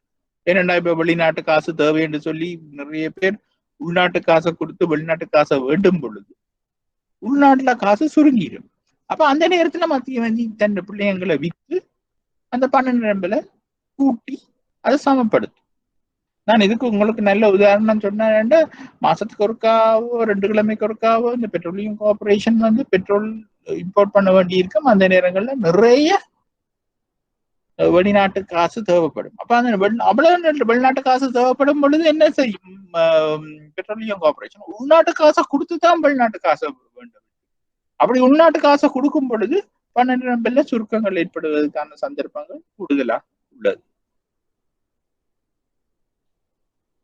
அப்ப இப்படி பார்ப்போம், வெளிநாட்டு செலாவணி சந்தையில் மிகை நிரம்பலின் காரணமாக செலாவணி வீதத்தை உறுதிப்படுத்தும் பொருட்டு மத்திய வங்கி 115 ரூபாய் விலையில் $10 மில்லியனை கொள்வனவு செய்வதாக இருப்பின் இன்றைக்கு அது 200 ரூபாய் என்று நாங்கள் வச்சு கொள்ளலாம். ஆனா ஒரு உதாரணத்துக்கு 115 என்று வச்சுக்கொள்ளும்.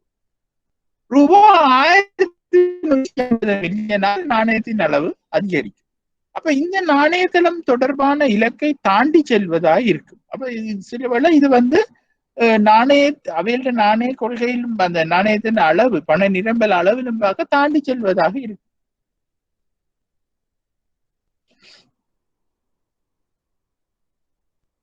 அப்ப பண விரிவாக்கத்தின் ஊடாக நாட்டில விலை உறுதிப்பாட்டில் ஒரு ரிஸ்க் கொண்டு ஏற்படும்.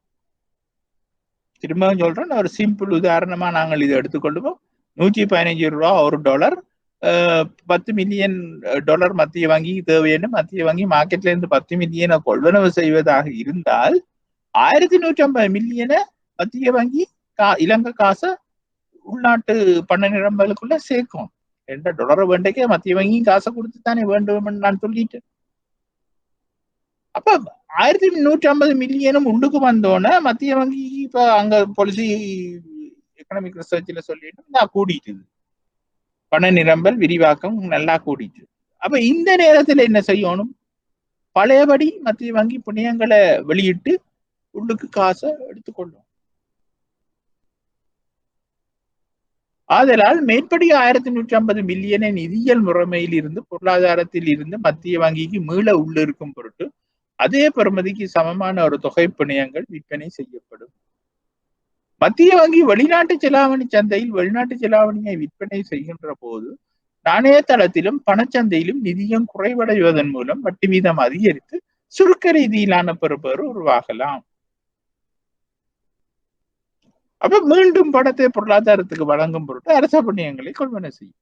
அப்ப இது அதாவது இப்ப நான் என்ன சொல்றேன், ஒரு டயபெட்டிக் பேஷண்ட பாத்தீங்களேன்னு சொன்னால் ஒரு சொல்லுவோம் ஒரு குறிப்பிட்ட அளவுல தான் அந்த சுகர் லெவல் இருக்கணும்னு சொன்னா அவருக்கு பெரிய கஷ்டமாக இருக்கும் அந்த லெவல்ல அதை மெயின்டைன் பண்றது. ஒன்றில் அதுல பார்க்க கீழே போயிடும், இல்லாட்டா அதுல பார்க்க மேல வந்துடும். எக்ஸாக்டா அந்த லெவல்ல வச்சிருக்க இயலாது. அப்ப 2 நாளைக்கு ஒருக்கா 3 நாளைக்கு ஒருக்கா அது மாறி மாறி நடக்கலாம். அதே மாதிரி தான் இங்கேயும் அது சரியான அளவுல பேணுவது என்பது சரியான கஷ்டமா இருக்கும். நிறைய காரணிகள் இதுக்குள்ள செல்வாக்கு செலுத்துது. நிறைய காரணிகள் அங்காலையும் மாறி இங்காலையும் மாறி ஒருக்கா கூட்ட பண்ணும், ஒருக்கா குறைக்க பண்ணும், உள்நாட்டு பணம் கூடும் இல்லாட்டா குறையும். அப்ப அதை பேலன்ஸ் பண்ணி கொண்டு இருக்க வேண்டியது முக்கியமான விடயம். அதான் நான் உங்களுக்கு ஆரம்பத்திலேயே சொன்னால் நாணய கொள்கையில சின்ன சின்ன மாற்றங்களும் ஒவ்வொரு நாணய சபை கூட்டத்திலும் முடிவெடுக்க வேண்டி இருக்கு.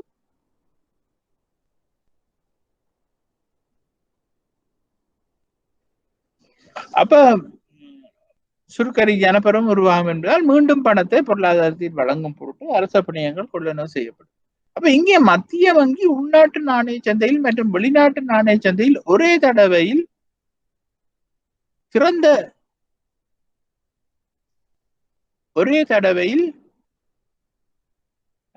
திறந்த சந்தை தொழிற்பாடுகளை மேற்கொள்ளும். இந்த செயற்பாடு வரி தாக்கல் ஸ்டெரிலைசேஷன் என்று நாங்கள் அழைக்கப்படும். இங்கே மத்திய வங்கி வெளிநாட்டு செலாவணி சந்தையில் வெளிநாட்டு செலாவணியை கொள்வனவு செய்வதன் அல்லது விற்பனை காரணமாக உள்நாட்டு நாணய சந்தையின் சுற்றோட்டத்தில் உள்ள நாணயத்தின் தொகை அல்லது நாணயத்தின் தளத்தின் அளவில் ஏற்படுகின்ற மாற்றத்தை தவிர்த்தல் அல்லது நீக்கும் பொருட்டு திறந்த சந்தை தொழிற்பாடுகளில் ஈடுபடும். அப்ப பல்வேறு காரணங்களுக்காக இந்த திறந்த சந்தை தொழிற்பாடுகள்ல மத்திய வங்கி தலையிட்டு 12 கூட்டி குறைக்க வேண்டி இருக்கின்றது. அதுல ஒன்று வெளிநாட்டு நாணய ஒதுக்கு வீதங்கள் தேவைப்படுற கூடி குறைகிறபடியால். அது தவிர நான் உங்களுக்கு முதல் சொன்ன மாதிரியான காரணங்களும் இருக்கு. உள்நாட்டிலேயே அரசாங்கத்துக்கு கூடுதலான பணம் தேவைப்படும் பொழுது ஒரு பணச்சுருக்கம் ஏற்பட்டு அப்ப அந்த நேரத்துல 12 கூட்டணும் என்று சொன்னா நாங்க இப்ப பகிரங்க சந்தை நடவடிக்கையை தான் பார்த்து கொண்டிருக்கின்றோம். பழையபடி மத்திய வங்கி தன்னுடைய பிணையங்களை விற்க வேண்டி இருக்கும். அப்ப இது ஒரு மத்திய வங்கியினால் எப்போதும் மேற்கொள்ளப்படுகின்ற ஒரு வழிமுறையாகும். மத்திய வங்கி திறந்த சந்தை தொழிற்பாடுகளை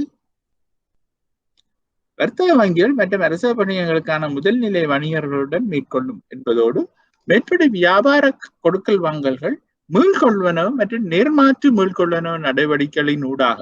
அப்ப இந்த மீள்கொள்வனவு மற்றும் நேர்மாற்று மீள்கொள்வனவு என்றது எனக்கு அந்த சரியான தமிழ் விளங்கையில அந்த இடத்துல நீங்கள் மாத்திக்கொள்ளுங்க. இங்கிலீஷ்ல சொல்றது இந்த எஸ்டிஎஃப்ஆரும் எஸ்எல்எஃப்ஆர் துணைநிலை வைப்பு வீதம், துணைநிலை கடன் வழங்கும் வீதம். இப்ப அந்த 2 பேரும் மாற்றப்பட்டுள்ளது. நீங்கள் இந்த இடத்துல அதை நீங்கள் அந்த பேரை நீங்கள் போட்டுக்கொள்ளும். உங்களுக்கு ஏழுமண்டா எங்கேயாவது நீங்கள் அதை செக் பண்ணினாலும் பரவாயில்லை. இந்த கொடுக்கல் வாங்கல்கள் மீள்கொள்வனவு ரெப்போ ரேட் நாங்கள் முந்தி கதைக்கிறோம். நாங்கள் அதைத்தான் இப்ப எஸ்டிஎஃப்ஆர் ரெண்டும் எஸ்எல்எஃப்ஆர் ரெண்டும் மாத்தி இருக்கோம். அப்ப மீள்கொள்வனவு ரெப்போ, நேர்மாற்று மீள்கொள்வனவு ரிவர்ஸ் ரெப்போ என்று நாங்கள் முந்தின இது. அதுக்காகத்தான் இப்ப துணைநிலை வைப்பு வீதம் மற்றும் துணைநிலை கடன் வழங்கும் வீதம் என்று நான் நினைக்கின்றேன். அதற்காக செக் பண்ணி உடன்படிக்கையினூடாக நடைபெறும். கொள்கை வட்டி வீதம் மற்றும் நீதி சட்ட ஒதுக்கீடு வீதத்தை போலன்றி திறந்த சந்தை தொழிற்பாடுகள் மிக குறுகிய கால ரீதியில் நடைபெறுகின்ற செயற்பாடுகளாக உள்ளதோடு சந்தையில் உள்ள நிதிய வளங்கள் நாணய தளத்தின் அளவில் உடனடி தாக்கம் ஒன்றை இதன் மூலம் ஏற்படுத்தும். அப்ப இந்த இப்ப நீங்க கவனிச்சு பாருங்க என்னன்னு சொன்னா, இப்ப சில ஆக்ஷன்ஸ் வந்து இப்ப நாங்கள் ஒரு ஊசி உடம்புல ஒரு வருத்தம் வருதுன்னு இன்ஜெக்ஷன் போடுறது என்னன்னு சொன்னா உடனடியான ரிசல்ட்ஸுக்கான அது ரத்தத்தோட கலந்து உடனடியான ஒரு மாற்றத்தை ஏற்படுத்தும். அதே சமயம் நீங்க ஒரு டேப்லெட்டை போட்டீங்கன்னா அது போய் சமீபாட்டு தொகுதியில போய் செறிந்து ரத்தத்தோட சேர்ந்து கொஞ்சம் நேரம் எடுக்கும் அது இதுன்றதுக்கு. அப்ப ஒரு ஒரு ஒரு ஆளுக்கு உடனடியாக இன்ஜெக்ஷனை தான் கொடுப்பாரு. அதே மாதிரி தான் இன்ஜெக்ஷன் திறந்த சந்தை தொழிற்பாடு என்று சொல்லும் பொழுது அது உடனடியான ரியாக்ஷன் ஒன்றை காட்டும். பண நிரம்பல்ல ஒரு உடனடியான ரியாக்ஷனை காட்டும். ஆனா நாங்கள் SRRயோ திறந்த வட்டி வீதங்கள் அதாவது துணைநிலை வைப்பு வீதங்கள்ல மாற்றங்களை ஏற்படுத்தி இதென்ற பொழுது அது ஒரு 2 கிழமையாக செல்லும். அது சிஸ்டத்துல வந்து கலந்து அந்த ரிசல்ட்ஸ் தெரிகிறது. அப்ப அதை நாங்கள் ஒருக்கா விளங்கிக் கொள்றோம். எல்லாம் திறந்த பொருளாதார சந்தை ஏதாவது உங்களுக்கு விளங்கி இல்லையா கேட்டுக்கொள்ளலாம்.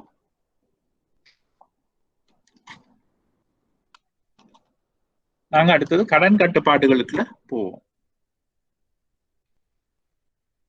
ஏதாவது விளங்கவில்லை என்றால் கேட்கலாம். நான் ஒரு நிமிடமாவது நேரம் தரலாம்.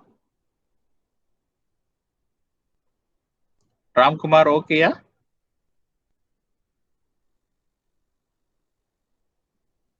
ரைட். அப்ப நாங்கள் போவோம். இப்ப கடன் கட்டுப்பாடுகள் என்ற விடயத்துக்குள்ள நாங்கள் போவோம். அப்ப கடன் கட்டுப்பாடுகள் என்றால் என்னென்று நாங்கள் பார்ப்போம். என்னென்று சொன்னால் இது மத்திய வங்கியானது வங்கி முறைமையில் இருந்து வழங்கப்படுகின்ற கடன் தொகைகளை நாட்டின் நாணய கொள்கைக்கு இணங்குகின்றவாறு கட்டுப்படுத்துகின்ற நிதியியல் பொருளியல் பிரகாரம் பண உருவாக்கலையும் பண நிரம்பலையும் தீர்மானிக்கின்ற அடிப்படை காரணியாக கடன் தொகையின் அளவு விளங்குகின்றது. அப்ப கடனை கொடுக்க நாங்கள் கடனை கொடுக்கறதும் கடனை கொடுக்காம விடுறது இல்லாட்ட கடனை திருப்பி எடுக்கிறது என்பதுதான் இது இந்த அர்த்தம். அப்ப இது வந்து மத்திய வங்கி வந்து தன்னோட தொடர்பை வச்சிருக்கின்ற வணிக வங்கிகளோட தான் இந்த இதை மேற்கொள்ளலாம். அப்ப இதன் மூலமும் பண நிரம்பல் கட்டுப்படுத்தப்படும். கடனின் அளவுக்கும் பண நிரம்பலுக்கும் இடையே நேரடியான ஒரு தொடர்பு நிலவுகின்றது. அது எங்கள் எல்லாருக்கும் தெரியும். கடனை நாங்கள் கொடுத்தோம் என்றால் மத்திய வங்கி கடனை கொடுத்தாங்க பண நிரம்பல் அதிகரிக்கும். மத்திய வங்கி கடனை திருப்பி வேண்டிச்சேன்னா அங்க பண நிரம்பல் நாட்டில் உள்ள பண நிரம்பல் குறையும். ஆதலால் நாணய கொள்கை கருவி ஒன்று எவ்வாறு கடன் கட்டுப்பாடானது நேரடியானது ஒரு வழிமுறையாகும். கடன் கட்டுப்பாடு நாணய கொள்கை என்றவாறு கடன் கட்டுப்பாடானது நேரடியான ஒரு வழிமுறையாக கருதப்படுகின்றது. ஆனால் இந்த காலத்தில் இப்படியான நேரடியான வழிமுறையை செய்யும் பொழுது சில மனஸ்தாபங்கள் ஏற்படுகின்றது. இந்த மனஸ்தாபங்கள் ஏற்படுவதை தவிர்ப்பதற்காகத்தான் மத்திய வங்கி இப்படியான நேரடி கடன் கட்டுப்பாடு இதுகளுக்கு போகாம திறந்த சந்தை இல்லாட்டா முதல் சொல்ல மாதிரியான ஒதுக்கு வீதங்களை கூட்டி குறைச்சு பண நிரம்பல கட்டுப்படுத்துது. ஆனாலும் எல்லா நேரத்திலையும் எல்லாத்தையும் செய்ய முடியாது என்றபடியா இதையும் மத்திய வங்கி தேவைக்கேற்ற மாதிரி சந்தர்ப்பத்துக்கு ஏற்ற மாதிரி அதை பயன்படுத்துது. கடனின் அளவுக்கும் பண நிரம்பலுக்கும் இடையே நேரடியான ஒரு தொடர்பு நிலவுகின்றது. ஆதலால் நாணய கொள்கை கருவி ஒன்று எவ்வாறு கடன் கட்டுப்பாடானது நேரடியானது ஒரு வழிமுறையாகும். இதில் வங்கி முறைமையில் இருந்து வழங்கப்படுகின்ற கடன் அளவு, கடன் மீள் செலுத்துகை காலம் மற்றும் கடனின் பொருட்டு பெறப்படுகின்ற பிணையங்கள் ஆகிய துறைகள் தொடர்பில் கட்டுப்பாடுகளை மேற்கொள்வதற்கு மத்திய வங்கிக்கு அதிகாரம் கிடைத்துள்ளது. அதை நீங்கள் இந்த வசனத்தை நீங்கள் அண்டர்லைன் பண்ணிக்கொள்ளலாம். இதில் வங்கி முறைமையில் இருந்து வழங்கப்படுகின்ற கடன் அளவு, கடன் மீள் செலுத்துகை காலம் மற்றும் கடனின் பொருட்டு பெறப்படுகின்ற பிணையங்கள் ஆகிய துறைகள் தொடர்பில் கட்டுப்பாடுகளை மேற்கொள்வதற்கு மத்திய வங்கிக்கு அதிகாரம் கிடைத்துள்ளது. அப்ப சில நேரங்கள்ல மத்திய வங்கி சொல்லுங்க சொன்னா அது கவனிப்போம். நாங்கள் சில துறைகளுக்கு வணிக வங்கிகள் கூடுதலான கடன்களை கொடுத்து கொண்டிருக்காங்க. உடனே போய் சொல்லலாம். உதாரணமா சொல்லலாம், நாங்கள் இப்ப சொல்லுவோம் இந்த துறைக்கு இண்டஸ்ட்ரியல் போக்குவரத்து துறை என்று சொல்லுவோம். போக்குவரத்து சேவைகள் தொடர்பாக பெரிய பெரிய பஸ் வாங்குறது. ஒரு உதாரணத்துக்கு நான் சொல்றேன், இத்தனை சீட் ஆசனங்களுக்கு மேலான வாகனங்கள் பஸ்களை வாங்குவதை கடன் கொடுக்க வேண்டாம் என்று மத்திய வங்கி சொல்லலாம். அப்ப அப்படி சொல்வதன் மூலம் அந்த துறைக்கான கடன் வழங்குதலை நிப்பாட்டுவதன் மூலம் இங்க பண நிரம்பல கட்டுப்படுத்தலாம். இப்ப மத்திய வங்கி அப்சர்வ் பண்ணது உதாரணத்துக்கு நாங்க சொல்லுவோம், வாகனங்கள் வேண்டது இலங்கையில கூடிட்டு. அப்ப வாகனங்கள் எல்லாம் வேண்டுவது லீசிங் ஆலையும் கடன் ஆலையும் தான் நடக்கின்றது என்று சொன்னால் மத்திய வங்கி பண நிரம்பலை கட்டுப்படுத்தணும் என்ற ஒரு எண்ணம் வந்த பொழுது மத்திய வங்கி நினைக்கு இந்த கார்கள் இங்க வேண்டதால இங்க சில பிரச்சனைகள் இருக்கு, நாங்கள் கார்கள் வேண்டதே நிப்பாட்டுறதா இருக்கும், இல்லாட்டா கார்களோட பாவனையும் இங்க குறைக்கக்கூடியதா இருக்கும். ஆகவே நாங்கள் காருக்கு கொடுக்கிற கடனை லீசிங்க நாங்கள் நிப்பாட்ட சொல்லுவோம் வணிக வங்கிகள்கிட்ட என்று சொல்லி போட்டு அதுக்குரிய கடன்களை நிப்பாட்டும் மூலம் பண நிரம்பலை குறைத்து கொள்ளும். இது நான் ஒரு உதாரணமா சொன்ன கதை தான். நீங்கள் பிறகு மிச்சத்தை ஒவ்வொரு துறையும் நீங்கள் இப்ப கவனிக்கலாம். இனி பிசினஸ் பேஜஸ் இப்ப தமிழ் பேப்பர்கள்லையும் வருகின்றது பிசினஸ் பேஜஸ். ஆனா அந்த விஷயம் கொஞ்சம் பிந்தி வருகின்றது ஒழிய வருகின்றது. அவை நீங்கள் அதுல வாசிக்கும் பொழுது உங்களுக்கு அந்த ஐடியாக்கள்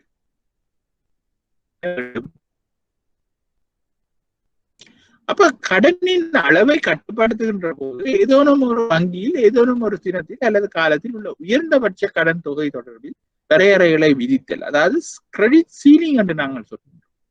கொடுகடன் வளர்ச்சி வீதத்தை கிரெடிட் சீலிங் என்று நாங்கள் சொல்லுவோம். உச்ச வரையறை ஒன்றை நாங்கள் விதிக்கின்றோம். இந்த அளவுக்கு மேல நீங்க கடன் கொடுக்க கூடாது இந்த துறைக்கு.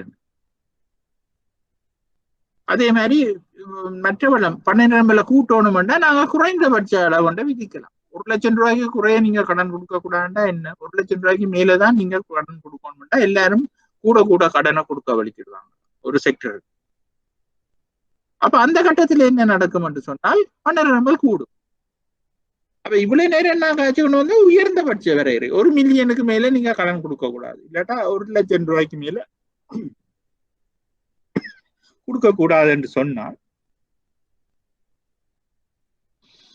அங்கே பண நிரம்பல குறைக்கும் வேலை நடந்து கொண்டிருக்கின்றது. அப்ப மேலும் பொருளாதாரத்தின் முதன்மையான துறைகளுக்கு வழங்கப்படுகின்ற கடன் தொகையை ஊக்குவிக்கும் பொருட்டு வேறான உற்பத்தி துறைகளுக்கு விதித்த அல்லது பணவீக்க காலகட்டத்தில் நுகர்வு கடன் வளர்ச்சியை மட்டுப்படுத்தும் பொருட்டு நுகர்வு கடன்கள் தொடர்பில் உயர்ந்தபட்ச வரையறைகளை விதித்தல் ஆகியவற்றை மேற்கொள்ள முடியும். அப்ப விவசாயத்துறைக்கான கடன்கள், கிராமிய அபிவிருத்திக்கு தேவையான கடன்கள் என்பவற்றில குறைந்தபட்ச வரையறைகளை மத்திய வங்கி விதிக்கலாம். என்னென்னு சொன்னா அந்த துறைகள்ல கூடுதலான வளர்ச்சி தேவை, அபிவிருத்தி தேவை என்று நினைக்கும் பட்சத்துல அந்த துறைகள்ல கடன்களை கூட்டணும் என்று மத்திய வங்கி நினைக்கும் பட்சத்துல அப்படியான துறைகளை செலக்டட் செக்டர்ஸ், அந்த செக்டர்ஸ்ல கடன் தொகைகளை கூட்ட சொல்லும். உதாரணமாக இலங்கையில் உள்ள வங்கிகளின் மூலம் வேளாண்மை துறையின் பொருட்டு வழங்கப்பட வேண்டிய கடன் தொகை குறைந்தபட்சம் ஒரு வங்கியின் மொத்த கடன்களில் 10% இருத்தல் வேண்டும் என விதிக்கப்பட்டுள்ளமே சுட்டிக்காட்டலாம். அப்ப ஒரு உதாரணத்துக்கு சொல்றேன், இலங்கையில் உள்ள வங்கிகளின் மூலம் வேளாண்மை வழங்கக்கூடிய கடன் தொகை குறைந்தபட்சம் ஒரு வங்கியின் மொத்த கடன்களில் 10% இருக்கு. உதாரணமா நீங்க எடுத்துக்கொள்ளுங்க. அப்போ ஒரு வங்கியின் மொத்த கடன் தொகையில போர்ட்போலியோல அக்ரிகல்ச்சர் ஃபீல்டுக்கு கொடுக்கிற கடன்கள் 10% இருக்கணும் என்றும் வங்கி சொல்லலாம், மத்திய வங்கி சொல்லலாம்.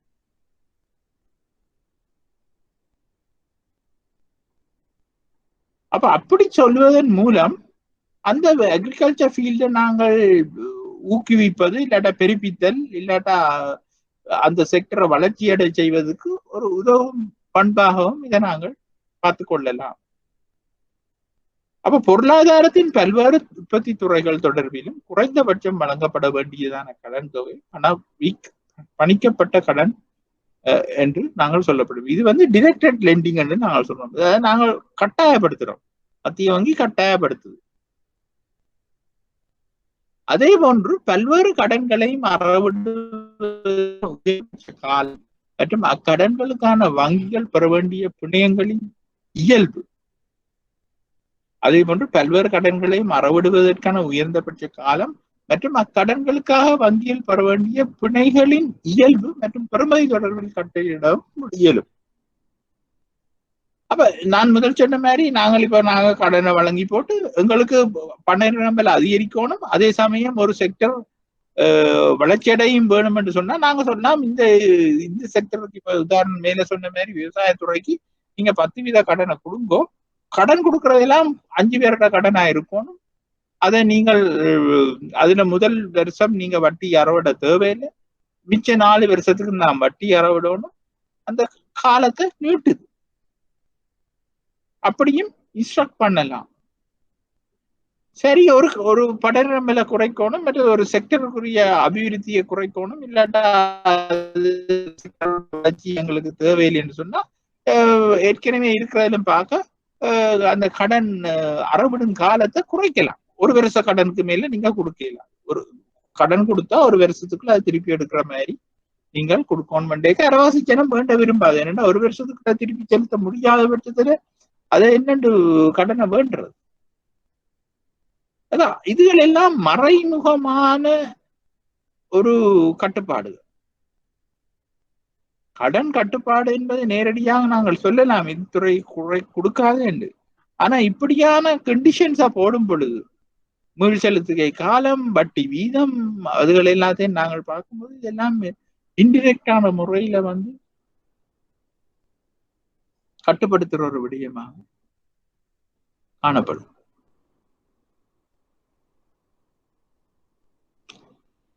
அவை நுகர்வு கடன்களை ஆர்வமிழக்க செய்யும் நோக்குடன் நுகர்வு கடன்களின் மேல் செலுத்துகை காலத்தினை விதித்தல் மற்றும் உயர் பெறுமதியை கொண்ட பிணைகளை பெறுவதற்கு கட்டளையிடுதல் ஆகியவற்றை குறிப்பிடும். அப்ப மேலும் சில சந்தர்ப்பங்களில் பெரிய பொருளாதார முன்னேற்றத்திற்காக கொடுகடன் பகிர்ந்தளிக்கப்படுவதை முகாமைத்துவம் செய்யும் பொருட்டு பொருளாதாரத்தின் பல்வேறு துறைகளுக்கு குறிக்கோள்களுக்கு அடிக்கப்பட்ட வேண்டிய கொடுகடன் பெறம்பல் உள்ளடங்கிய கொடுகடன் திட்டங்கள் நடைமுறைப்படுத்தலும் சில நாடுகளில் காணப்படுகின்றன. அப்ப நான் சொன்ன 2 விடயங்களையும் இதுல நாங்கள் பார்க்கலாம். ஒரு செக்டரை வளர்ச்சி அடை செய்வதற்கும் நாட்டின் நல்ல உதாரணம் அக்ரிகல்ச்சர் செக்டரை வளர்ச்சி அடை செய்யறதுக்காக போர்ட்போலியோல 10% அக்ரிகல்ச்சர் செக்டரா இருக்கணும் என்றது நாங்கள் கட்டுப்பாடு விதிக்கலாம். அப்ப அப்படியான வேலைகளை நாங்கள் செய்யலாம், அதே சமயம் குறைக்கின்ற வேலைகளையும் நாங்கள் செய்து கொள்ளலாம். அப்ப இதன் மூலம் கொடுகடன் வளர்ச்சியை பொருளாதாரத்தின் பயனுள்ள துறைகளை வளர்ச்சியடை செய்வதன் ஊடாக பேணி பெறுவதற்கு முயற்சி எடுக்கப்படுகின்றது. ஆதலால் கொடுகடன் கட்டுப்பாட்டின் ஊடாக விலை உறுதிப்பாட்டு குறிக்கோளும் பயனுள்ள பொருளாதார துறைகளுக்கு கொடுகடன் வழங்குவதன் ஊடாக பொருளாதார வளர்ச்சி உறுதிப்பாட்டு குறிக்கோளும் தொடர்பான கலப்பினை அடையப்படுவதற்கு நிதியியல் மேலாண்மைகள் முயற்சி எடுக்கின்றன. ஆயினும் கடன் கட்டுப்பாடானது சந்தையை அடிப்படையாக கொண்ட நாணய கொள்கைக்கு கருவி ஒன்றல்ல. அப்ப சந்தையை அடிப்படையாக கொண்டு பகிரங்க சந்தை நடவடிக்கைக்கும் கடன் கட்டுப்பாட்டுக்கும் இடையில வித்தியாசம் இருக்கின்றது என்பதை நாங்கள் விளங்கிக் கொள்ளணும் என்றதுதான் அதுல சொல்லப்படுகின்றது. அப்ப சந்தை அடிப்படையாக நாங்கள் செய்கின்ற கட்டுப்பாடு என்பது நாங்கள் முதல் விரிவாக நாங்கள் பார்த்தோம், விரிவாக டிஸ்கஸ் பண்ணினோம். அது வந்து ஓப்பன் மார்க்கெட் ஆபரேஷன். ஆனா கடன் வழங்க வேண்டும் ஸ்பெசிபிக்கா நாங்கள் வாரம் கடன்களுக்குள்ள அந்த கடன்களுக்குள்ள சில செக்டர்ஸுக்குரிய கடன்களை நிப்பாட்டுங்கோ, கூட்டுங்கோ, குறையுங்கோ, அதுக்கு மீள் செலுத்திய காலத்தை குறையுங்கோ, கூட்டுங்கோன்னு சொல்வதன் மூலமும் நாங்கள் பண நிரம்பலை கட்டுப்படுத்தலாம் என்பதை நாங்கள் சொல்லிக் கொள்வோம்.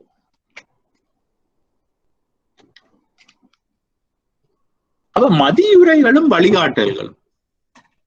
அப்ப இந்த காலத்துல வந்து மத்திய வங்கி வந்து நிதியியல் நிறுவனங்களோட இல்லாட்டா மத்திய வங்கியோட வணிக வங்கிகளோட மத்திய வங்கி வச்சிருக்கிற உறவு வந்து இந்த மதியுரைகளும் வழிகாட்டல்களும் ஊடாகத்தான் நடக்கின்றது. அதாவது வெரி சாஃப்ட் அப்ரோச் என்று நாங்கள் சொல்லலாம். அதாவது முந்தி மாதிரி இல்லை. இப்ப டிரெக்ட் கண்ட்ரோல்கள், அதை செய், இதை செய், இப்படி செய், அப்படி செய் என்று சொல்வது நம்ம பார்க்க, நாங்கள் எங்கட நாட்டின் நலன் கருதி எங்கட நாட்டின் பிரச்சனை பண நிரம்பல் இல்லாட்டா நாணய ரீதியான மானிட்டரி ப்ராப்ளம்ஸ இந்த வணிக வங்கிகளுக்கு எடுத்து சொல்லி, அதால நீங்கள் இப்படி செய்தால் அது எங்களுக்கு உதவியாக இருக்கும், ஹெல்ப்பாக இருக்கும் என்று சொல்லி கேட்டு அதன் மூலமாக பெர்சுவேட் பண்ணி வணிக வங்கியில இல்லாட்டா அந்த நிதி நிறுவனத்துல ஒரு வேலையை செய்யப்படுறதுதான் இந்த மதியுரைகளும் வழிகாட்டல்களும் என்று நாங்கள் சொல்லிக் கொள்கிறோம். அப்ப இங்கு கட்டளைகள் அல்லது சட்டங்களை நடைமுறைப்படுத்தாது வங்கிகளுக்கு வழங்குகின்ற மதியுரைகள் மற்றும் வழிகாட்டல்களின் ஊடாக நாணய கொள்கைக்கு இணங்குகின்றவாறு வங்கிகளின் கடன்கள் மற்றும் வைப்புகள் தொடர்பான தொழிற்பாடுகளை பேணி வருவதற்கு முயற்சி எடுக்கப்படுகின்றது. பாருங்க, இங்கு கட்டளைகள் அல்லது சட்டங்களை நடைமுறைப்படுத்தாது வங்கிகளுக்கு வழங்குகின்ற மதியுரைகள் மற்றும் வழிகாட்டல்களின் ஊடாக நாணய கொள்கைகள் இணங்குகின்றவாறு வங்கிகளின் கடன்கள் மற்றும் வைப்புகள் தொடர்பான தொழிற்பாடுகளை பேணி வருவதற்கு முயற்சி எடுக்கப்படுகிறது. பொதுவாக ஒரு நாட்டின் மத்திய வங்கி பொருளாதார குறிக்கோள்களை அடையப்படுவதற்கு உதவியாக அமைகின்றவாறு வங்கி தொழிற்பாடுகளின் போது விசேடமாக கடைபிடிக்க வேண்டிய உபாயங்கள் மற்றும் வழிமுறைகள் தொடர்பாக காலத்துக்கு காலம் பல்வேறு கருத்துக்களையும் மதியுரைகளையும் எழுத்து மூலம் அல்லது வாய்மொழி மூலம் வழங்கும். உதாரணமாக, பணவீக்கம் உயர்வாயுள்ள காலங்களில் கடன் விரிவாக்கத்தை குறைத்தல், கடன் வட்டி வீதங்கள் உயர்வாயுள்ள சந்தர்ப்பங்களில் பொருளாதார தொழிற்பாடுகளை ஊக்குவிக்கும் பொருட்டு வட்டி வீதங்களை குறைத்தல், பொருளாதாரத்தின் அபிவிருத்தி செய்யப்பட வேண்டிய துறைகளுக்கு கொடுகடன் வழங்குவதை அதிகரிக்க வட்டி வீதங்கள் குறைவாயுள்ள சந்தர்ப்பங்களில் வைப்பு வட்டி வீதங்களை உயர்த்துதல் ஆகிய விடயங்களின் பொருட்டு மதியுரை வழங்குவதை சுட்டி காட்டலாம். அப்ப இப்படியான சந்தர்ப்பங்கள்ல இப்படியான வேலைகள் நடக்குது என்பதை நாங்கள் விளங்கிக் கொள்ளலாம். இம்மதியுரைகள் அநேகமாக வங்கிகளுடன் நடைமுறைப்படுத்துகின்ற கலந்துரையாடல்கள் மற்றும் கூட்டங்களின் போது அல்லது பொருளாதாரம் தொடர்பில் வெளியிடப்படுகின்ற ஊடக அறிவுறுத்தல்களின் போது வழங்கப்படும். பொதுவாக மத்திய வங்கிகள் மற்றும் நிதி நிறுவனங்களின் தொழிற்பாடுகள் மற்றும் முகாமைத்துவம் தொடர்பில் மேற்பார்வை மற்றும் கட்டளை பிறப்பிக்கும் பொருட்டு பல்வேறான அதிகாரங்கள் இருப்பதாலும் வங்கி நிதி நெருக்கடிகளின் போது வங்கிகள் மற்றும் நிதி நிறுவனங்களுக்கு இறுதி கடன் கொடுப்போம் என்ற வகையில் செயற்படுவதற்கான ஆற்றல் உள்ளதாலும் மத்திய வங்கியினால் வழங்கப்படுகின்ற மதியுரைகளை கடைபிடிப்பதற்கு பொதுவாக வங்கிகள் முற்படுகின்றன என்பதோடு வங்கிகளின் முகாமைத்துவ வங்கிகளும் மத்திய வங்கிய பிள்ளைகள் பெற்றோர் மீது காட்டுகின்ற மதிப்பை போன்று கௌரவிக்கப்படுகின்றன. அப்ப நீங்க கவனிச்சு பாருங்க, இப்ப பேரண்ட்ஸ் பிள்ளைகளை அடிச்சு வெறுட்டி இதை செய் அதை செய் என்று சொல்வதிலும் பார்க்க தன்மையாக போய் பண்பாக சொல்லி பிள்ளைகள்கிட்ட விஷயத்தை பிரச்சனையை சொல்லி அந்த பிள்ளைகள் அதை இணங்கி அதன் மூலமாக ஒரு இணக்கப்பாட்டுக்கு அந்த குடும்பத்துல பெற்றோரும் பிள்ளைகளும் வர மாதிரி தான் இந்த ஒரு விஷயம்.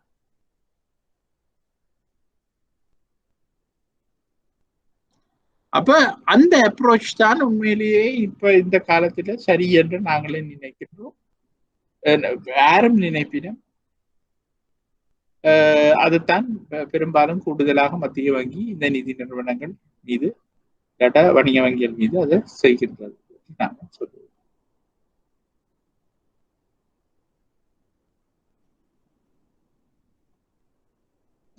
ஒரு வங்கி நிதி நெருக்கடியான சந்தர்ப்பத்திற்கு உள்ளாகும் எனில் அவற்றை தீர்ப்பதற்கு மத்திய வங்கியின் உதவி தேவைப்படுவதே இதற்கான அண்மைய காரணமாகும். அப்ப ஒரு வங்கி ஏன் இதை கேட்குது டிசைன் பண்ணுது என்று சொன்னா, பிள்ளைகளை ஏன் அப்பா அம்மாவை டிசைன் பண்ணினோம்னு சொன்னா பிள்ளைகளை அப்பா அம்மாவை டிபெண்ட் பண்ணிருக்கு. ஒரு படிக்கிறதுக்கோ வீட்டு வெளியில போறதுக்கோ என்னத்துக்கு இருந்தாலும் படிக்கிற காலத்துல காசுக்கு அப்பா அம்மாவை தங்கி இருக்கணும், சாப்பாட்டுக்கு அப்பா அம்மாவை தங்கி இருக்கணும். அப்ப அது மாதிரி தான் இங்க மத்திய வங்கியிலையும் வணிக வங்கிகள் தங்கி இருக்கின்றன. அப்ப அதால இந்த சொல்ல கேட்கணும். அது மட்டும் இல்லை, இந்த வங்கியல் பேங்கிங் லோ, பேங்கிங் ஆக்ட்ன்றது வங்கி சட்டம் என்பது மத்திய வங்கியின் கட்டுப்பாட்டுக்குள்ளதான் இருக்கின்றது. அப்ப நீங்கள் ஒரு வங்கியை ஓபன் பண்றதோ வங்கியில ஏதாவது ஒரு அமெண்ட்மெண்ட் பண்றதோ வங்கிக்கு இடையே புதிதாக உருவாக்குவது கூட மத்திய வங்கியிட்ட தான் அனுமதி கேட்க வேண்டியிருக்கிறது. பிள்ளைகள் அப்பா அம்மாவிடம் நடக்கின்ற மாதிரியான ஒரு விடயம். அப்ப அப்படியான நேரத்துல இணங்கி போவதுதான் மிகவும் புத்திசாலித்தனமான விடயமாக இருக்கின்றது.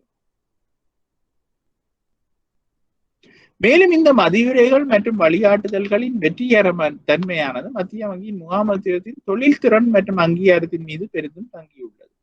அப்ப மத்திய வங்கியின் மேனேஜ்மெண்ட் எஃபிஷியன்சியில தான் இந்த இந்த இந்த அப்ரோச் சக்சஸ் ஆகிற தங்கி இருக்கின்றது. அப்ப முதலாவது மத்திய வங்கியின் மேனேஜ்மெண்ட இந்த வணிக வங்கிகளுக்கு பிடிச்சிருக்கணும். வணிக வங்கிகளோட முகாமைத்துவத்துக்கு பிடிச்சிருக்கணும். ஒரு விருப்பம் இருந்து, ஒரு இன்ட்ரெஸ்ட் இருந்து, ஒரு தொடர்பு இருந்தது என்று சொன்னா அவர்கள் டக்குண்டு இவர்கள் சொல்வதை செய்வார்கள். மத்திய வங்கி உத்தியோகத்தர்களின் விடயம் தொடர்பிலான திறன், அர்ப்பணிப்பு மற்றும் பக்கச்சார்பின்மை இதன் பொருட்டு முக்கியமானதாக இருக்கும். அப்ப மத்திய வங்கி உத்தியோகத்தர்களின் விடயம் தொடர்பிலான திறமை, அர்ப்பணிப்பு மற்றும் பக்கச்சார்பின்மை இதன் பொருட்டு முக்கியமானதாக இருக்கும். ஒரு மத்திய வங்கி இவ்வாறான மதியுரைகள் மற்றும் வழிகாட்டுதல்கள் மூலம் நாட்டின் பொருளாதாரத்துக்கு நிதியியல் முறைமைக்கும் பெரும் கடமை பொறுப்பொன்றை நிறைவேற்றுகின்றது. கட்டளைகள் மற்றும் சட்டத்தினூடாக இவற்றை நிறைவேற்றுதலானது அதிக காலம் எடுக்கின்ற சிக்கலானதொரு செயற்பாடாகும். முந்தைய வங்கி ஸ்தாபிக்கப்பட்டமை தொடர்பிலான அறிக்கையில் திரு ஜான், அதாவது முந்தைய வங்கியில முதல் இந்த வங்கி ஸ்தாபிக்கப்பட்டமை தொடர்பான அறிக்கையில் ஜான் எக்ஸ்டர் தான் இலங்கை மத்திய ஆளுநர். சிறந்ததொரு மத்திய வங்கியின் தொழிற்பாடானது சிறந்தொரு சட்டத்தை விட சிறந்தொரு நடைமுறையாகும் என குறிப்பிட்டுள்ளார். Good central banking to less good low than good practice. ஒரு நல்ல சட்டத்தை விட நல்ல சிறந்த பிராக்டிஸ், குட் பிராக்டிஸ், சிறந்த நடைமுறையாக பின்பற்றுவதுதான் ஒரு நல்ல சென்ட்ரல் மத்திய வங்கிக்குரிய கெட்டித்தனம், இல்லாட்டா சிறப்பியல்பு என்று அவர் சொல்லியிருக்கிறார். அப்ப இதுலதான் நாங்கள் மதியுரைகள் அதுல நாங்கள் பார்க்கின்றோம். மதியுரைகள்ல அதுல நிறைய நாங்கள் ஏற்கனவே பார்த்ததோட ஒப்படைக்க இது உங்களுக்கு லேசாக விளங்கி கொள்ளக்கூடியதாக இருக்கும் என்று நான் நினைக்கின்றேன். அடுத்து நாங்கள் நாணய கொள்கை கருவிகளின் வெற்றிகரத்தன்மை தொடர்பான வரையறைகள். அப்ப இந்த மானிட்டரி பாலிசி இது இன்ஸ்ட்ருமெண்ட்ஸ் நாங்கள் சொல்ற இந்த விடயங்களை நாங்கள் இம்ப்ளிமெண்ட் பண்ணும் பொழுது எங்களுக்கு அதுல எவ்வளவு how far we success, எவ்வளவு தூரம் நாங்கள் அதுல வெற்றி தன்மையை பார்க்கின்றோம், இல்லாட்டா வெற்றிகரமான தன்மையை பார்க்கின்றோம் என்பது நாங்கள் பார்க்க வேண்டி உள்ளது. அப்ப மத்திய வங்கியினால் நாணயப்படுத்துகின்ற போது அவற்றின் வெற்றிகர தன்மையானது பல்வேறு காரணிகளில் தங்கியுள்ளது. ஏதேனும் ஒரு கொள்கையை நடைமுறைப்படுத்துவதன் மூலம் மாத்திரம் நாணய கொள்கையின் குறிக்கோள்களோ உள்ள இலக்குகளை 100% அடையப்படலாம் என்பது பற்றி கூறுவதற்கான முறையியல் ஒன்று கிடையாது. அதே போன்று இக்கொள்கைகளின் காரணமாக பொருளாதாரத்திற்கு பாதகமான தாக்கங்களும் ஏற்படலாம். அப்ப இவ்வாறான சில காரணிகள் எதிர்கள் குறிப்பிடக்கூடியதாய் உள்ளது. அப்ப நாங்கள் கவனித்துக் கொள்வோம், நாங்கள் இந்த இன்ஸ்ட்ருமெண்ட்ஸை பாவிக்கும் பொழுது சில பாதிப்புகள் ஏற்படலாம், இல்லாட்டா நாங்கள் நினைச்ச அளவு வெற்றி இதுல கிடைக்காமலும் போகலாம். அப்ப அப்படியான சந்தர்ப்பத்துல நாங்கள் என்ன செய்யணும் என்பதுதான் நாங்கள் பார்க்க போவோம். நுகர்வு மற்றும் முதலீடு தொடர்பான அக்ரிகேட் எக்ஸ்பெண்டிச்சர் என்று சொல்லப்படுகின்றது. வட்டி விதத்தோட கூறுணர்வுடையதா சென்சிட்டிவா இருத்தல் வேண்டும் என்பது வட்டி வீதத்திற்கு திரண்ட செலவுக்கும் இடையான எதிரிடையான ஒரு தொடர்பு இருத்தல் வேண்டும் என்பதும் திரண்ட செலவின் வட்டி வீத நெகிழ்வுத்தன்மை தொடர்பான பல்வேறான கற்கைகள் பல நாடுகளிலும் மேற்கொள்ளப்பட்டுள்ளன. அப்ப அக்ரிகேட் எக்ஸ்பெண்டிச்சருக்கும் வட்டி வீதத்துக்கும் இடையில ஃபுல் சென்சிட்டிவா இருக்கணும். அப்ப வட்டி வீதம் உயருதுன்னொன்னு இங்க செலவு குறையணும், இல்லாட்டா வட்டி வீதம் குறையுதுன்னு செலவு கூடுதலாக இருக்கணும். அப்படி இருந்தா தான் இது இலகுவாக இந்த இன்ஸ்ட்ருமெண்ட்ஸ் வேலை செய்யும். பண கூட்டி குறைக்கலாம். அபிவிருத்தி அடைந்த நாடுகள் அநேகமாக கடன் அடிப்படையிலான கொடுக்கல் வாங்கல்கள் அதிகமாக இருப்பதால் நாணய கொள்கை திரண்ட கேள்வியில் ஏற்படுத்துகின்ற தாக்கம் உயர்மட்டத்தில் உள்ளது. அப்ப அபிவிருத்தி அடைந்த நாடுகளில் அநேகமாக கடன் அடிப்படையிலான கொடுக்கல் வாங்கல்கள் அதிகமாக இருப்பதால் நாணய கொள்கை திரண்ட கேள்வியில் ஏற்படுத்துகின்ற தாக்கம் உயர் மட்டத்தில் இருக்கும். ஆயினும் இலங்கையில் பெரும்பாலான நிறுவனங்கள் மற்றும் குடும்பங்களுக்கு மத்தியில் வட்டி வீத மாற்றத்துக்கு அமைய வங்கி கடன் கொடுக்கல் வாங்கல்களில் மாற்றத்தை மேற்கொள்கின்ற போக்கு எனப்படுகின்ற வட்டி வீத நிகழ்த்தன்மையானது குறைந்த மட்டத்திலேயே நிலவுகின்றது. அப்ப இந்த பாயிண்ட நீங்கள் அண்டர்லைன் பண்ணிக்கொள்ளுங்க. அது என்னன்னு சொன்னா, அபிவிருத்தி அடைஞ்ச நாடுகள்ல நான் சொன்ன மாதிரி காசை நாங்கள் காசாவே வச்சிருக்க மாட்டோம். மற்றது அவர்கள் பெரிய சில பெரும்பாலான ஆட்கள் பெரிய பெரிய இன்வெஸ்ட்மெண்ட்களை செய்திருக்கிறபடியா எங்கேயாவது ஒரு வட்டி வீதம் ஒரு சின்ன ஸ்லைட்டா குறையுதுன்னு சொன்னாலே அவர்கள் ஏற்கனவே வேண்டின லோனை செட்டில் பண்ணி போட்டு அங்க குறைஞ்ச வட்டி வீதத்துக்கு புது லோனை எடுக்க போவினோம். அதாவது இப்படி பார்ப்போம், ஏண்ட வங்கியில 10 வீதத்துக்கு அங்க எல்லாம் 10 வீதம் இருக்காது வட்டி வீதம். உதாரணத்துக்கு சொல்றேன், 10 வீதத்துக்கு வட்டிக்கு கடன் ஒன்று வேண்டி இருக்குதுன்னு சொல்லுவோம்.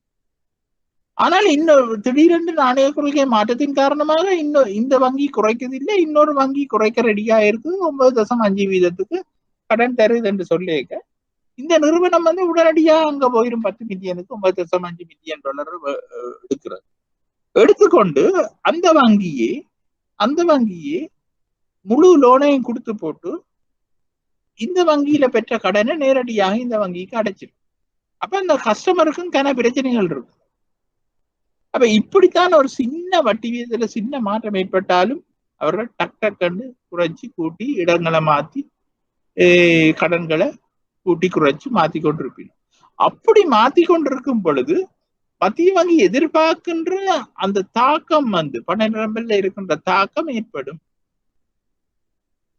ஆனா இன்றைக்கும் பாருங்க, 9 வீதமாக இருந்த 10 வீதமாக இருந்த வங்கியில இருக்கிற நிலையான வைப்புகள் மீதான வட்டி இன்றைக்கு 4 வீதமா வந்தவரும் நீங்களே யோசிச்சு பாருங்க, எத்தனை பேர் அந்த வட்டி வீதம் குறைஞ்சிட்டு போய் பிக்ஸ் டிபாசிட் எடுத்துட்டு. அப்ப எடுக்கிற ஆக்கள் குறைவாக இருக்கின்றது. இன்றைக்கு 4 வீதம் வட்டி, அது எவ்வளவு பேருக்கு விளங்குதோ தெரியாது.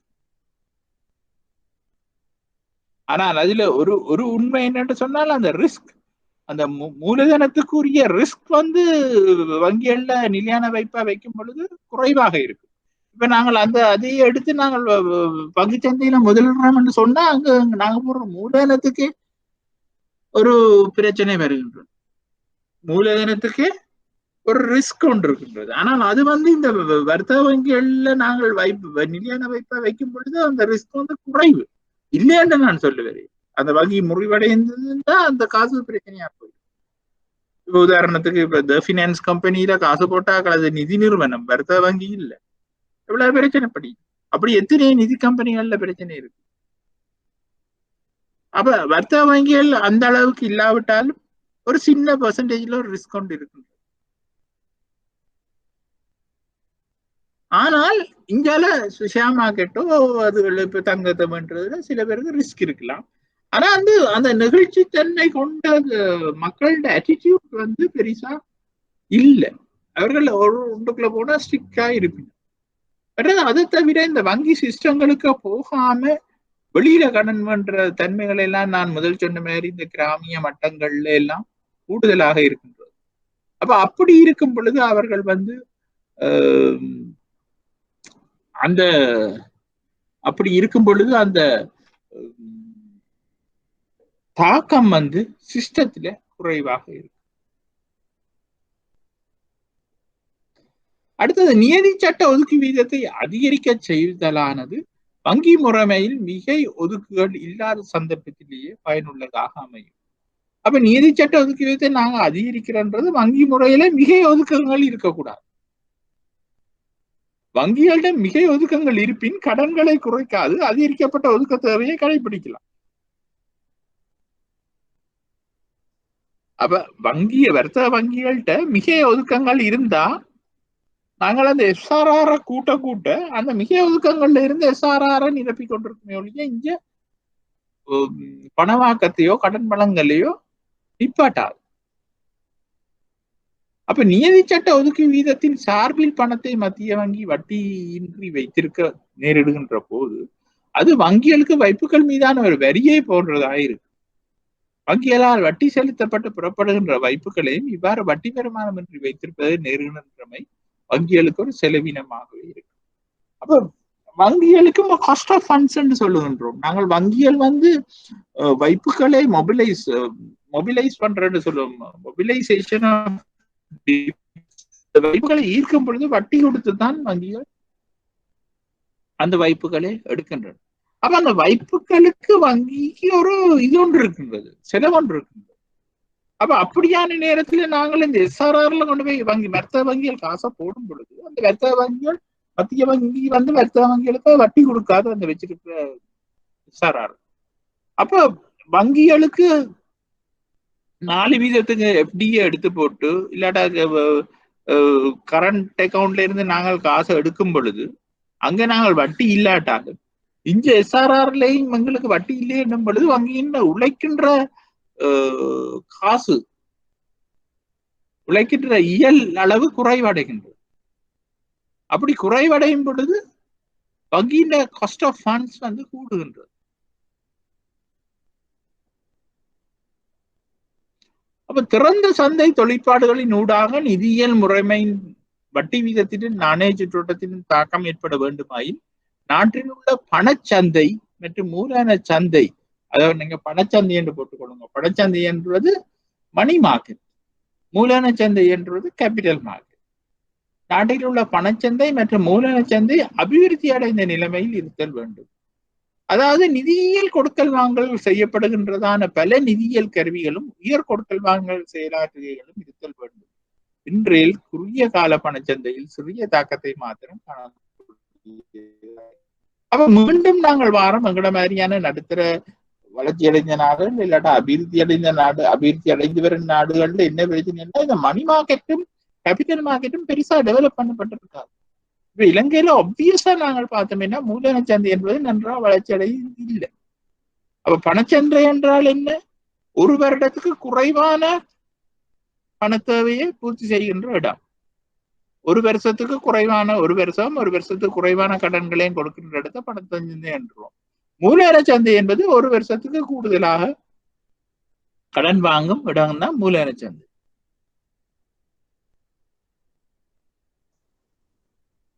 அப்ப இப்படியான பிரச்சனைகள் சரியான வலுவான சந்தைகள் இல்லாத பட்சத்துல இப்படியான பகிரங்க சந்தை நடவடிக்கைகள்ல ஈடுபடும் பொழுது நிறைய பிரச்சனைகள் ஏற்படுகின்றன. அவர் திறந்த சந்தை தொழிற்பாடுகளை மேற்கொள்ளும் பொருட்டு மத்திய வங்கியினால் பிணையங்கள் தொகுதியொன்று வைத்திருக்கப்படுதல் வேண்டும் என்பதோடு அவற்றை கொள்வனவு செய்யும் பொருட்டு தள நாணயத்தை வழங்க நேரிடுவதால் பண விரிவாக்கமும் ஏற்படும்.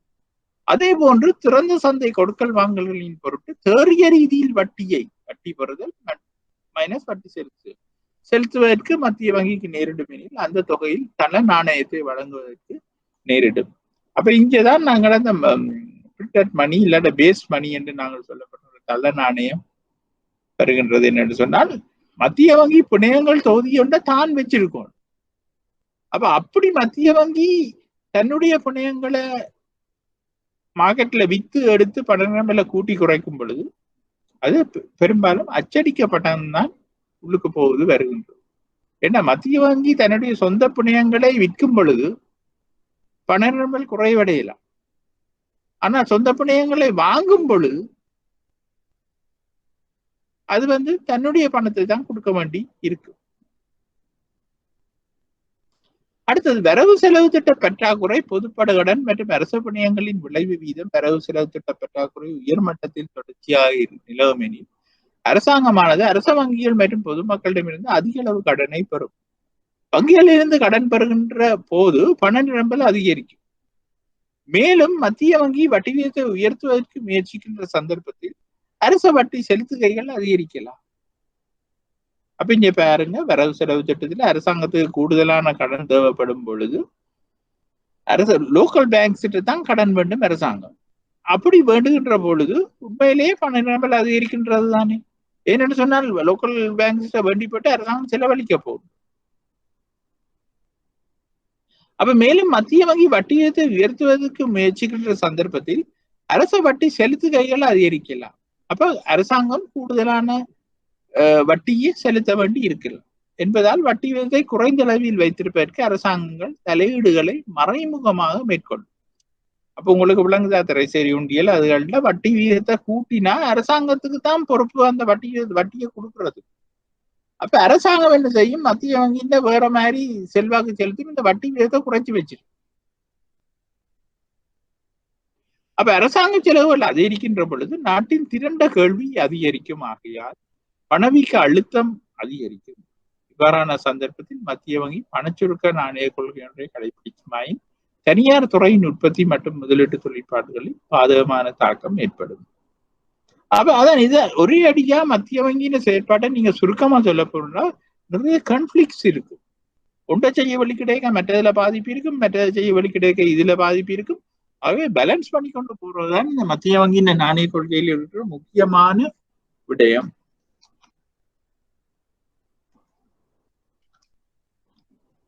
அதை நாங்க முக்கியமாக ஊண்டி பார்க்க வேண்டிய கடமைப்பாடு ஒன்று உள்ளது.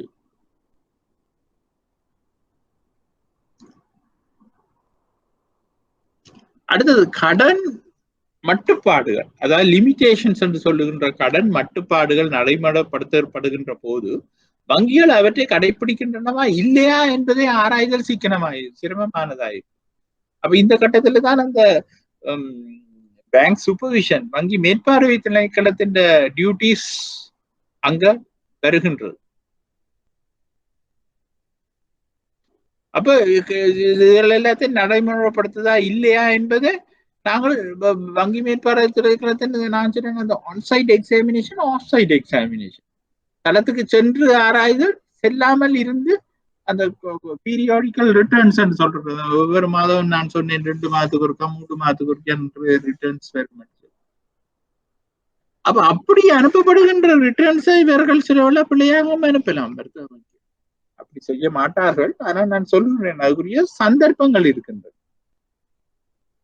அப்ப நீங்கள் இப்ப 2 வருஷத்துக்கு ஒருக்கா ஒன்சைட் எக்ஸாமினேஷன் செய்யும் பொழுது இதுகளையும் ஆராயும்படி அவர்களுக்கு சொல்லணும். அப்படி போய் ஆராயும் பொழுது எவ்வளவோ காஸ்ட் செலவுகள் கூடவாயிருக்கும், நேரம் வீதமாயிருக்கும், மனித மனுத்தியாலங்கள் உழைப்புகள் வீணாக போகும். அவை இப்படியான சிக்கல்கள் இருக்கின்றன. அப்ப நாணய கொள்கை கருவிகளை நடைமுறைப்படுத்துகின்ற போது அதன் மூலம் குறிக்கோள்களை அடையப்படுதல் தொடர்பில் எதிர்பார்க்கப்படுகின்ற தாக்கம் மற்றும் அதன் பொருட்டு எடுக்கின்ற காலம் பற்றி உறுதி செய்து கொள்வதற்கு முடியாது இருந்தது. நாணய கொள்கை கருவிகளை நடைமுறைப்படுத்துகின்ற போது அதன் மூலம் குறிக்கோள்களை அடையப்படுதல் தொடர்பில் எதிர்பார்க்கப்படுகின்ற தாக்கம் மற்றும் அதன் பொருட்டு எடுக்கின்ற காலம் பற்றி உறுதி கொள்வதற்கு முடியாது இருக்கிறது. நான் சொன்னேன் தானே உங்களுக்கு, இப்ப பகிரங்க சந்தை நடவடிக்கை என்றால் எங்களுக்கு உடனடியான ஒரு தாக்கத்தை ஏற்படுத்தும். அது லிமிட் சொல்லலாம். இந்த 5 ஒர்க்கிங் டேஸுக்குள்ள இதன் 12 கூடும் 12 குறையும் மட்டும் எங்களால சொல்லலாம். அதுவே பகிரங்க சந்தை நடவடிக்கை தான் கொஞ்சமாவது இஃபெக்டிவானது. இப்ப SRR கூட்டி குறைத்தல், கொள்கை வட்டி வீதங்களை கூட்டி குறைத்தல் சில நேரங்கள் 1 மாதமும் செல்லலாம். அதன் விளைவுகள் 12 கூட்டி குறைவதற்குரிய சந்தர்ப்பங்கள் ஏற்படும். அப்ப நாணய கொள்கைகளும் குறிக்கோள்களுக்கும் இடையே உள்ள தொடர்பு பற்றி விளக்கங்கள், நாணய கொள்கை அனுப்பல் முறைகள், மானிட்டரி பாலிசி டிரான்ஸ்மிஷன் மெக்கானிசம் அப்ப எனப்படும். அப்ப மேலும் நாணய கொள்கையை நடைமுறைப்படுத்துகின்ற காலத்தினுள் வேறு பொருளாதார கொள்கைகளும் வெளிவாரி பொருளாதார அழுத்தங்களும் உருவாதன் காரணமாக நாட்டில் நிதியியல் நிலைமையும் கொள்கை குறிக்கோள்களை நிறைவேற்றுவதன் முன்னேற்றமும் காலகட்டமும் மாற்றமடையும். அதான் நான் இது சொல்றேன். அப்ப எங்கட நாணய கொள்கையை நாங்கள் செயல்படுவதற்கே எவ்வளவோ பிரச்சனை இருக்குது, பேலன்ஸ் பண்ண வேண்டி இருக்கு, அது நடக்கும் இது நடக்கும். அப்ப இதை நாங்கள் செய்து கொண்டிருக்க வேற பொருளாதார ரீதியான கொள்கைகள் மாற்றங்கள் ஏற்படும் பொழுது இன்னும் நிறைய சிக்கல்கள் ஏற்படும். எங்களோட நாங்கள் அமல்படுத்துற விடயங்கள்ல தாக்கங்கள் இல்லாட்டா அந்த வெளிப்பாடு நாங்கள் எதிர்பார்க்கிற இது நடக்குதா நடக்குது இல்லையான்னு சொல்ல இல்லாம இருக்கு. அப்ப அதை நாங்கள் அறிஞ்சு பிறகு அதை திருத்தி தான் எங்களோட குறிக்கோளை அடைய வேண்டி இருக்கு. அப்ப மேக்ரோ லெவல்ல பெரிய கஷ்டமாக இருக்கும் ஒரு நாட்டின் பண நிரம்பல கூட்டி குறைக்கிறது என்பது. இல்லடா கூட்டி குறைப்பதன் மூலம் நாங்கள் எதிர்பார்க்கிற இலக்கு அடையப்படுதா என்பது பெரும் கஷ்டமாக இருக்கும்.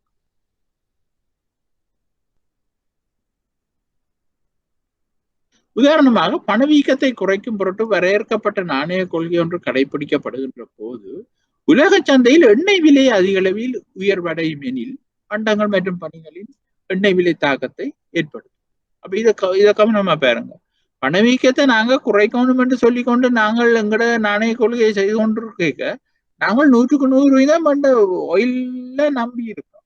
அப்ப அந்த கிழமை நாங்க உலக மார்க்கெட்ல அதிகரிக்குது சொன்னால் இங்கே பெட்ரோலின் விலையை அதிகரிக்க வேண்டி இருக்கும், எண்ணெய் விலையை அதிகரிக்க வேண்டி இருக்கும். அதிகரிக்கும் பொழுது விலை உயர்வு கட்டாயம் நடக்கும்.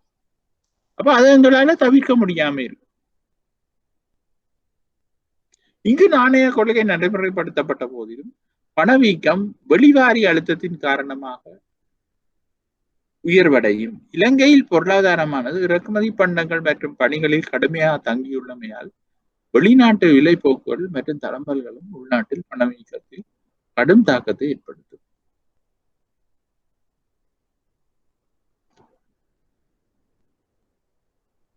அப்ப இது விளங்கிச்சு தானே உங்களுக்கு? அப்ப நாங்கள் அடுத்ததாக நாங்க பார்ப்போம் நாணய கொள்கை அனுப்பல் பொறிமுறை, மானிட்டரி பாலிசி டிரான்ஸ்மிஷன் மெக்கானிசம் என்பதை நாங்கள் பார்ப்போம்.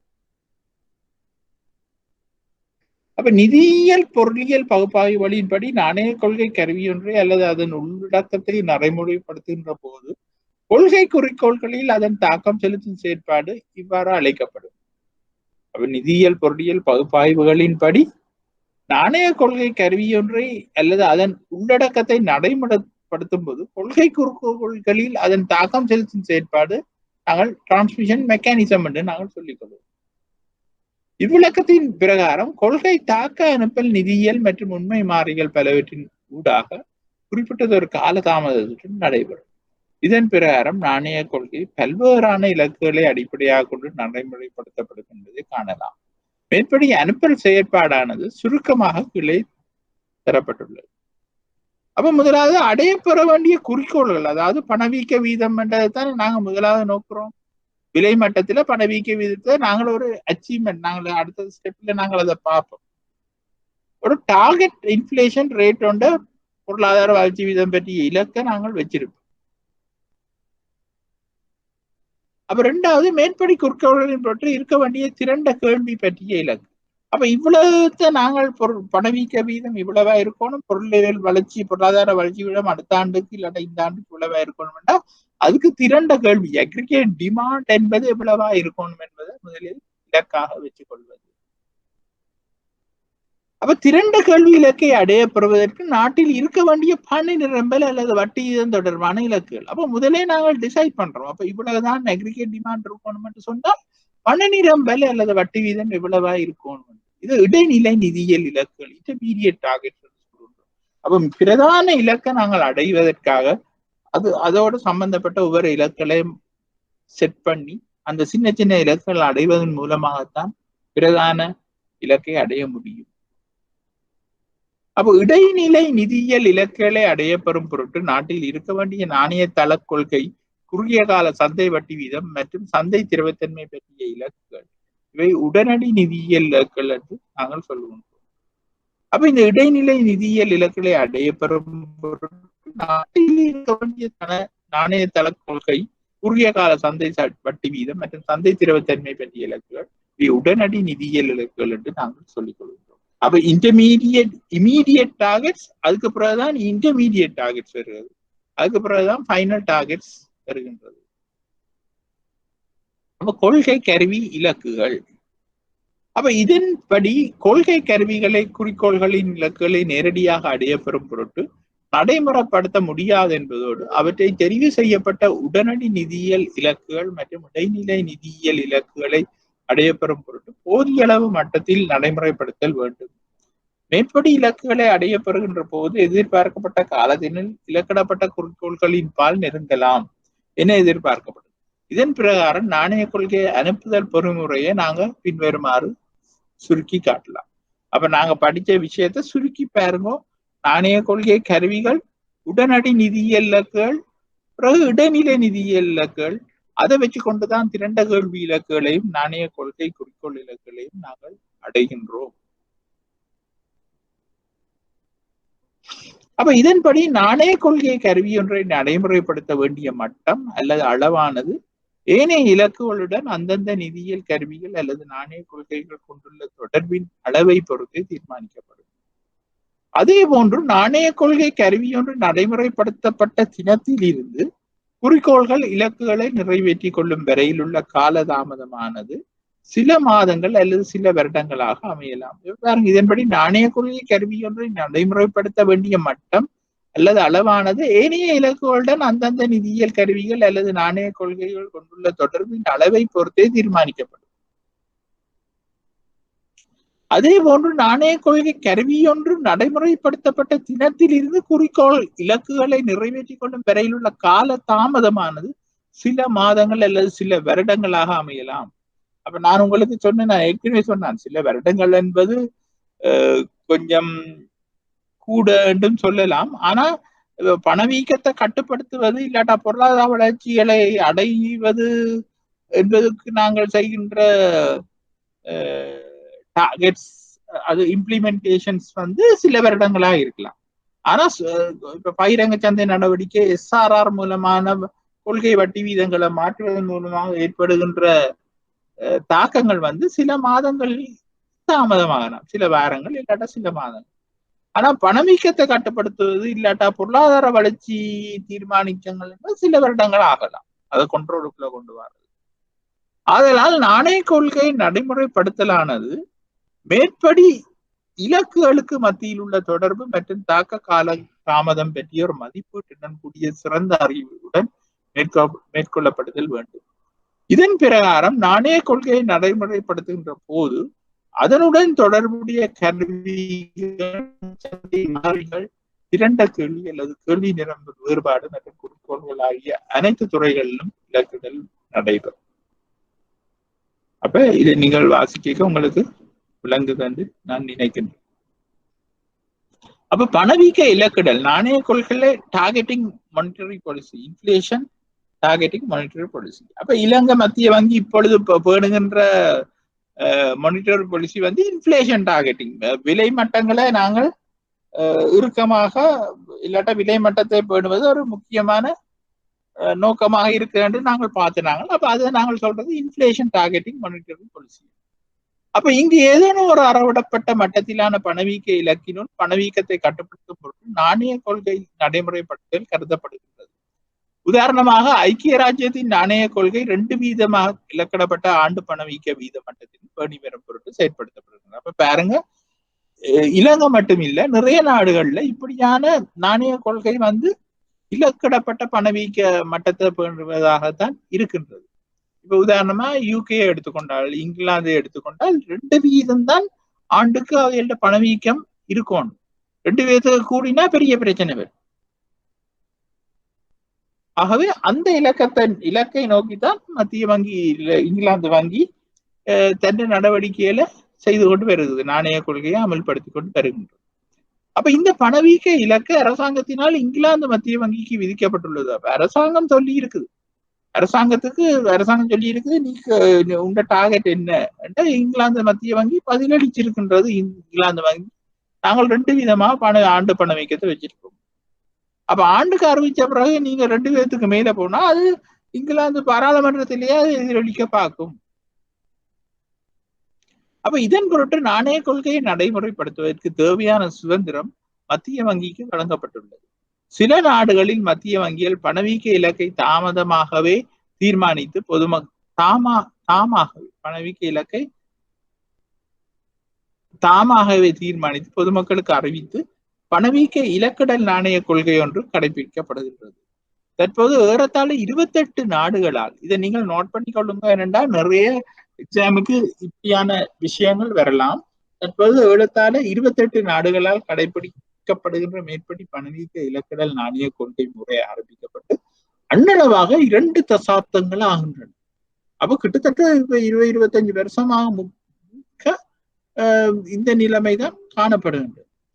மிகை பணவீக்க நிலவிய அநேகமான நாடுகள் இக்கொள்கையை கடைபிடித்ததன் ஊடாக பணவீக்கத்தை குறைத்துக் கொண்டுள்ளன.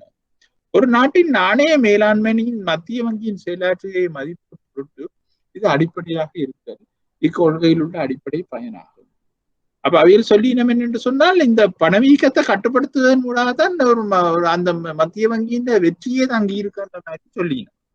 மக்கள் அந்த மத்திய வங்கி வெற்றியை உறுதிப்படுத்துறது இந்த பணவீக்கத்தை அந்த மத்திய வங்கி கட்டுப்படுத்துவதன் மூலமாகத்தான். அடிப்படை பயனாகும். நாணய கொள்கை நடைமுறைப்படுத்தப்பட்டு மத்திய வங்கிக்கு பொறுப்புடன் கூடிய சுதந்திரம் கிடைக்கின்றது. அப்ப மத்திய வங்கிக்கு பூரண சுதந்திரத்தை கொடுக்கணும் இந்த நாணய கொள்கையை நடைமுறைப்படுத்தி இந்த பணவீக்கத்தை கட்டுப்படுத்துவது. அதனால் நாணய கொள்கையை வேறு குறிக்கோள்களின் பொருட்டு பயன்படுத்துதல் மீது மட்டுப்பாடுகள் விதிக்கப்பட்டு விலை உறுதிப்பாடு நாணய கொள்கையின் முதன்மையான குறிக்கோளாக ஏற்றுக்கொள்ளப்படுகின்றது. அதனால் நாணய கொள்கையை வேறு குறிக்கோள்களின் பொருட்டு பயன்படுத்துதல் மீது மட்டுப்பாடுகள் விதிக்கப்பட்டு விலை உறுதிப்பாடு நாணய கொள்கையின் முதன்மையான குறிக்கோளாக ஏற்றுக்கொள்ளப்படுகிறது. அப்ப இலங்கை உள்ளிட்ட அநேகமாக அபிவிருத்தி அடைந்து வரும் நாடுகளில் மத்திய வங்கிக்கு பல குறிக்கோள்களுக்கு தேவையானவாறு நாணய கொள்கையை பயன்படுத்துவதற்கான ஏற்பாடுகள் உரிய கட்டளை சட்டங்களில் உள்வாங்கப்பட்டுள்ளதால் பணவீக்க இலக்கிடல் நாணய கொள்கையை நேரடியாக பயன்படுத்தும் பொருட்டு சட்ட திருத்தங்கள் அவசியமாகும். அப்ப மத்திய வங்கிக்கு பல குறிக்கோள்களுக்கு தேவையானவாறு நாணய கொள்கையை பயன்படுத்துவதற்கான ஏற்பாடுகள் உரிய கட்டளை சட்டங்களில் உள்ளடக்கப்பட்டுள்ளதால் இந்த பணவீக்க இலக்கிடல் என்பதையும் அதுக்குள்ள உள்ளடக்கணும். அப்பதான் அது முதன்மை தன்மை எங்களுக்கு தெரிய வரும். இல்லாட்டா முதன்மை தன்மையாக மத்திய வங்கி அதை செய்யும்.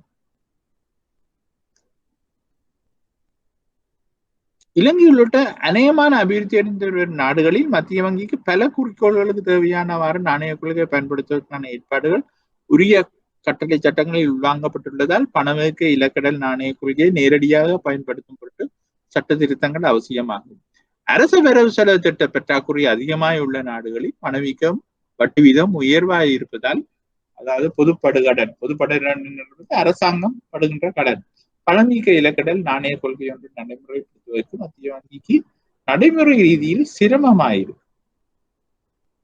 அதிக அளவான அரசு செலவுகள் காரணமாக பணவீக்கம் இலக்கிடப்பட்ட பணவீக்கத்தை விட அதிக அளவு உயர்மட்டத்தில் உள்ளதும், பணவீக்கத்தை கட்டுப்படுத்தப்பட்டதற்கு ஏற்றுடையவாறான வட்டி விதங்கள் உயர்த்துவதன் மூலம் வரவு செலவு திட்ட பற்றாக்குறையை தீர்ப்பதற்காக பெறப்படுகின்ற கடன் வட்டி அதிகரிப்பின் காரணமாக வரவு செலவு திட்ட பற்றாக்குறை மற்றும் பொதுப்படு கடன் சுமை மேலும் அதிகரிக்கலாம் என்பதால் நாணய கொள்கையில் அரசாங்கம் தலையிடுதல் நடைமுறை ரீதியில் நடைபெறலாம் என்பதும் அதற்கான காரணங்கள் ஆகும். அப்ப நீங்க கவனிச்சு பாருங்க, இப்படியான அரச செலவுகள் கூடவா இருக்கிற வட்டி வீதம் கூடும் பொழுது பண நிரம்பல் அதிகரிக்க பார்க்கும், பணவீக்கம் ஏற்படும். அப்ப இப்படியான நேரத்துல மத்திய வங்கிக்கு பெரிய சிரமமாயிருக்கும் நம் பணவீக்கத்தை கட்டுப்படுத்தும்.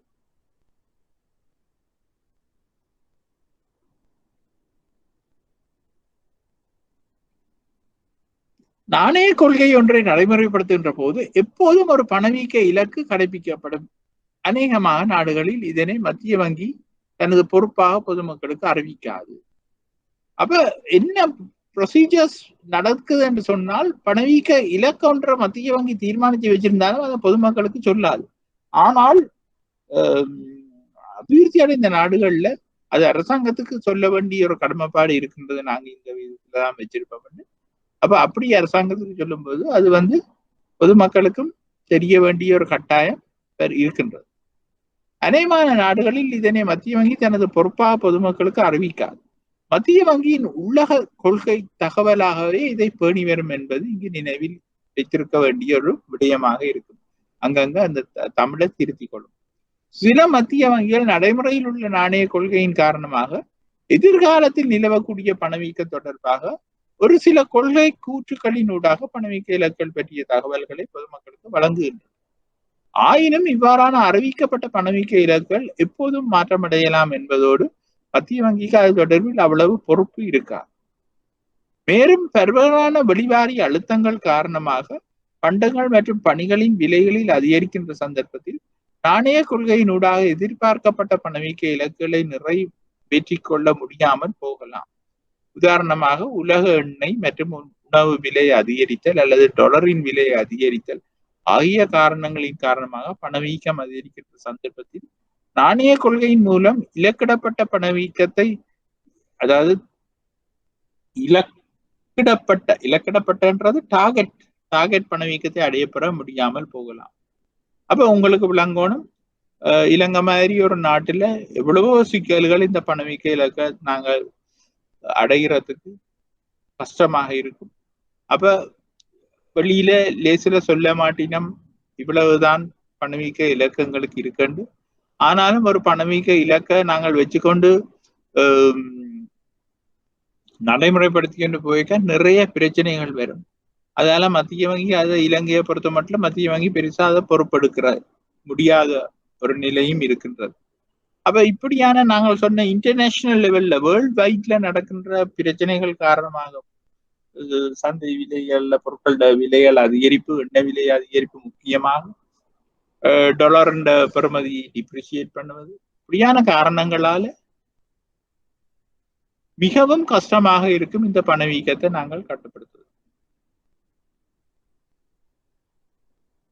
அதே போன்று பொருளாதார சுருக்கம் அல்லது வெளிநாட்டு செலாவணி சொத்துக்கள் நெருக்கடி நிலவுகின்ற போது பணவீக்க இலக்கை கவனத்தில் கொள்ளாத அத்தகைய பொருளாதார பிரச்சனைகளின் பொருட்டு நாணய கொள்கையை பிரயோகிப்பதற்கு மத்திய வங்கிக்கு நேரிடும்.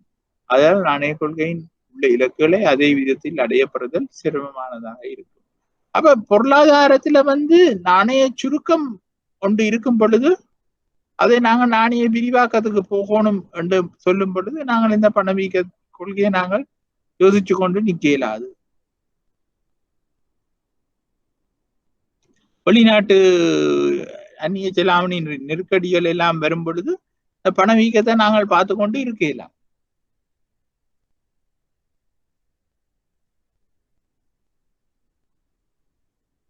அதைத்தான் இதில் சொல்லப்படுது. அப்ப நிறைய பிரச்சனைகளை வங்கி எதிர்நோக்க வேண்டி இருக்கும். அப்ப நாணய கொள்கையும் பணவீக்க சுட்டண்ணும்.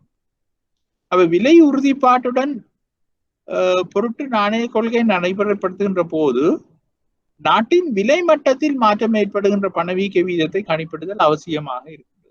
அப்ப விலை உறுதிப்பாட்டோட இருக்கின்ற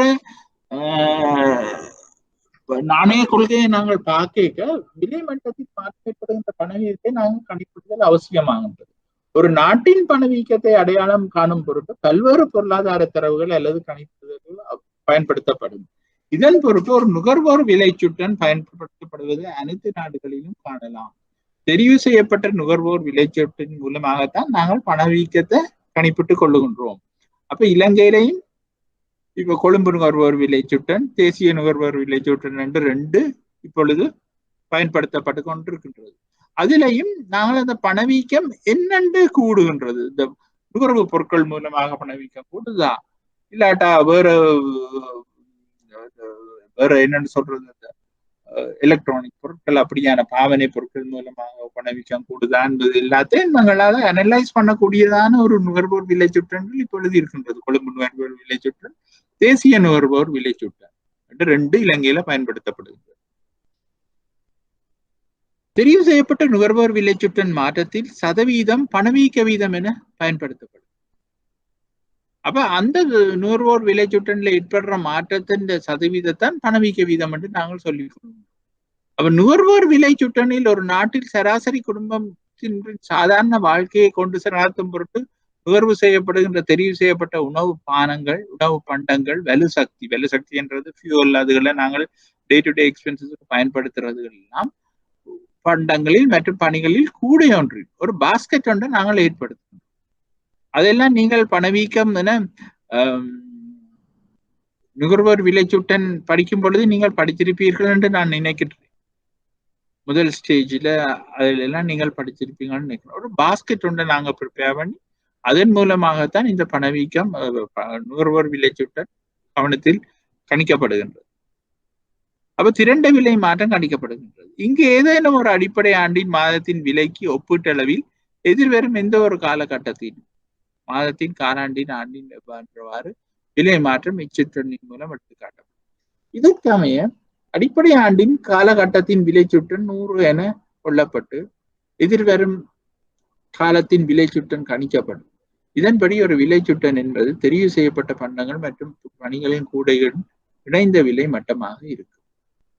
அப்ப இந்த விலை சுட்டனை கணிப்பிடுகின்ற புள்ளி விவரவியல் முறையானதில் தெரிவு செய்யப்பட்ட பண்டங்கள் மற்றும் பணிகள் தொகையை கொள்வனவு செய்வதற்கு அடிப்படை காலகட்டத்தில் செய்ய வேண்டிய செலவுக்கும் அதே பண்டங்கள் மற்றும் பணிகள் தொகையை எதிர்வரும் எந்த ஒரு காலகட்டத்திலும் கொள்வனவு செய்யப்பட வேண்டிய செலவுக்கும் இடையிலான வீதமாக இது கணிக்கப்பட்டு அந்த நுகர்வோர் விலைச்சுட்டன் கணிக்கப்பட்டு அதன் வீதமும் நாங்கள் கணிப்பிடலாம். இப்படித்தான் அதை கணிப்பிடணும். நுகர்வோர் விலைச்சுட்டன், நிகழ்கால நுகர்வு செலவு, அடிப்படை காலத்தின் நுகர்வு செலவு.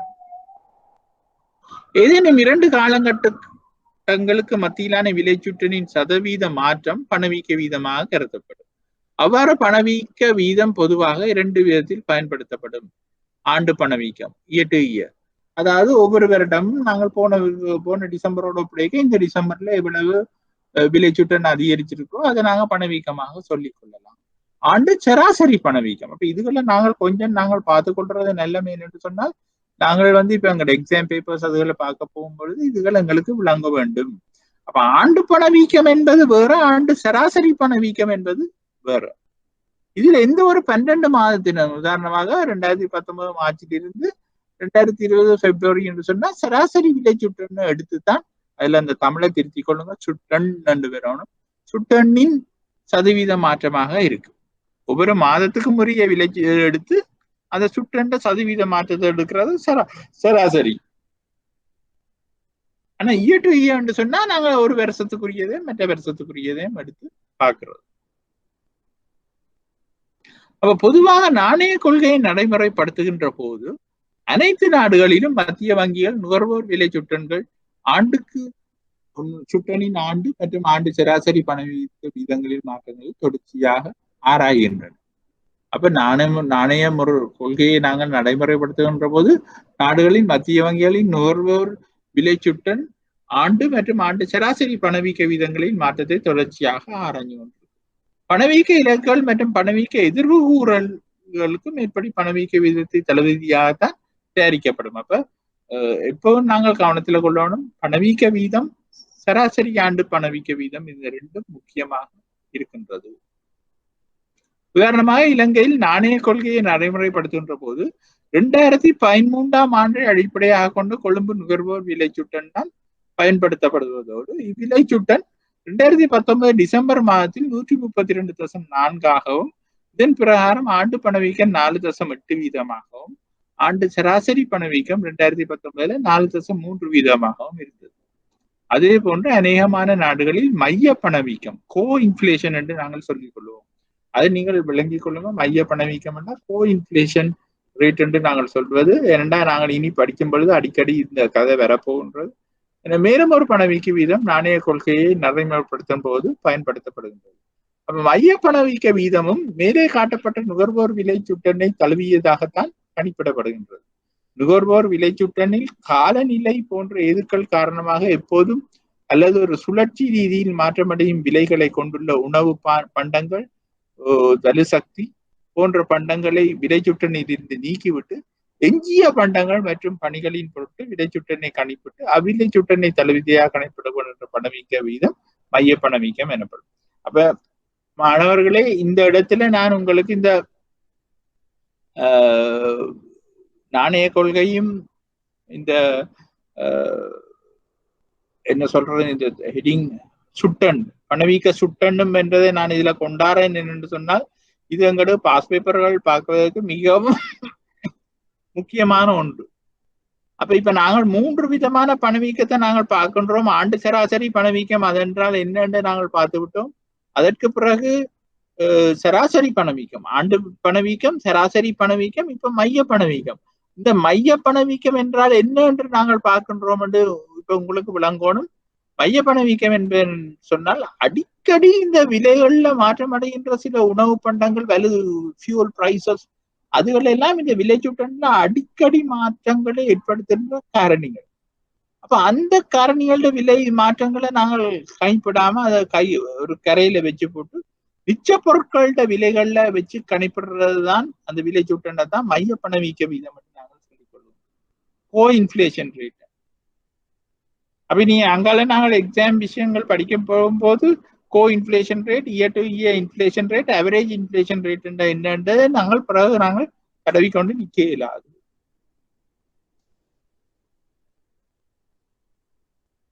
அப்ப சில நாடுகளில் பணவீக்க இலக்குகளின்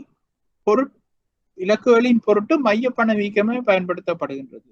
உணவுப் பொருட்கள், எரிபொருள் ஆகிய சில பண்டங்களின் விலைகள் எப்பொழுதும் அல்லது பருவகால அடிப்படையில் அல்லது காலநிலை அல்லது நிரம்பல் காரணிகளுக்கு அமைய மாற்றமடையும். ஆதலால் இந்த அனைத்து பண்டங்களும் உள்ளடங்கிய நுகர்வோர் விலை சுட்டணின் மூலம் பொருளாதாரத்தின் திரண்ட கேள்வி காரணியால் அப்போதைக்குள்ள விலைகளின் போக்கை அடையாளம் காண இயலாமல் இருக்கும். அப்ப இது விளங்குது தானே. அதாலதான் நாங்கள் அதை கொஞ்சம் கரையா வச்சு போட்டு நாங்க மைய பண வீக்கத்தை நாங்கள் கணிப்பிடுகின்றோம். உதாரணமாக ஆண்டுதோறும் உருவாகின்ற வறட்சியுடன் கூடிய காலநிலை காலகட்டத்தினால் உணவு பண்டங்களின் விலை அதிகரிப்பதும் உருவாகின்ற பணவீக்கமானது திரண்ட கேள்வியினால் உருவாகின்ற பணவீக்கம் ஆகாது.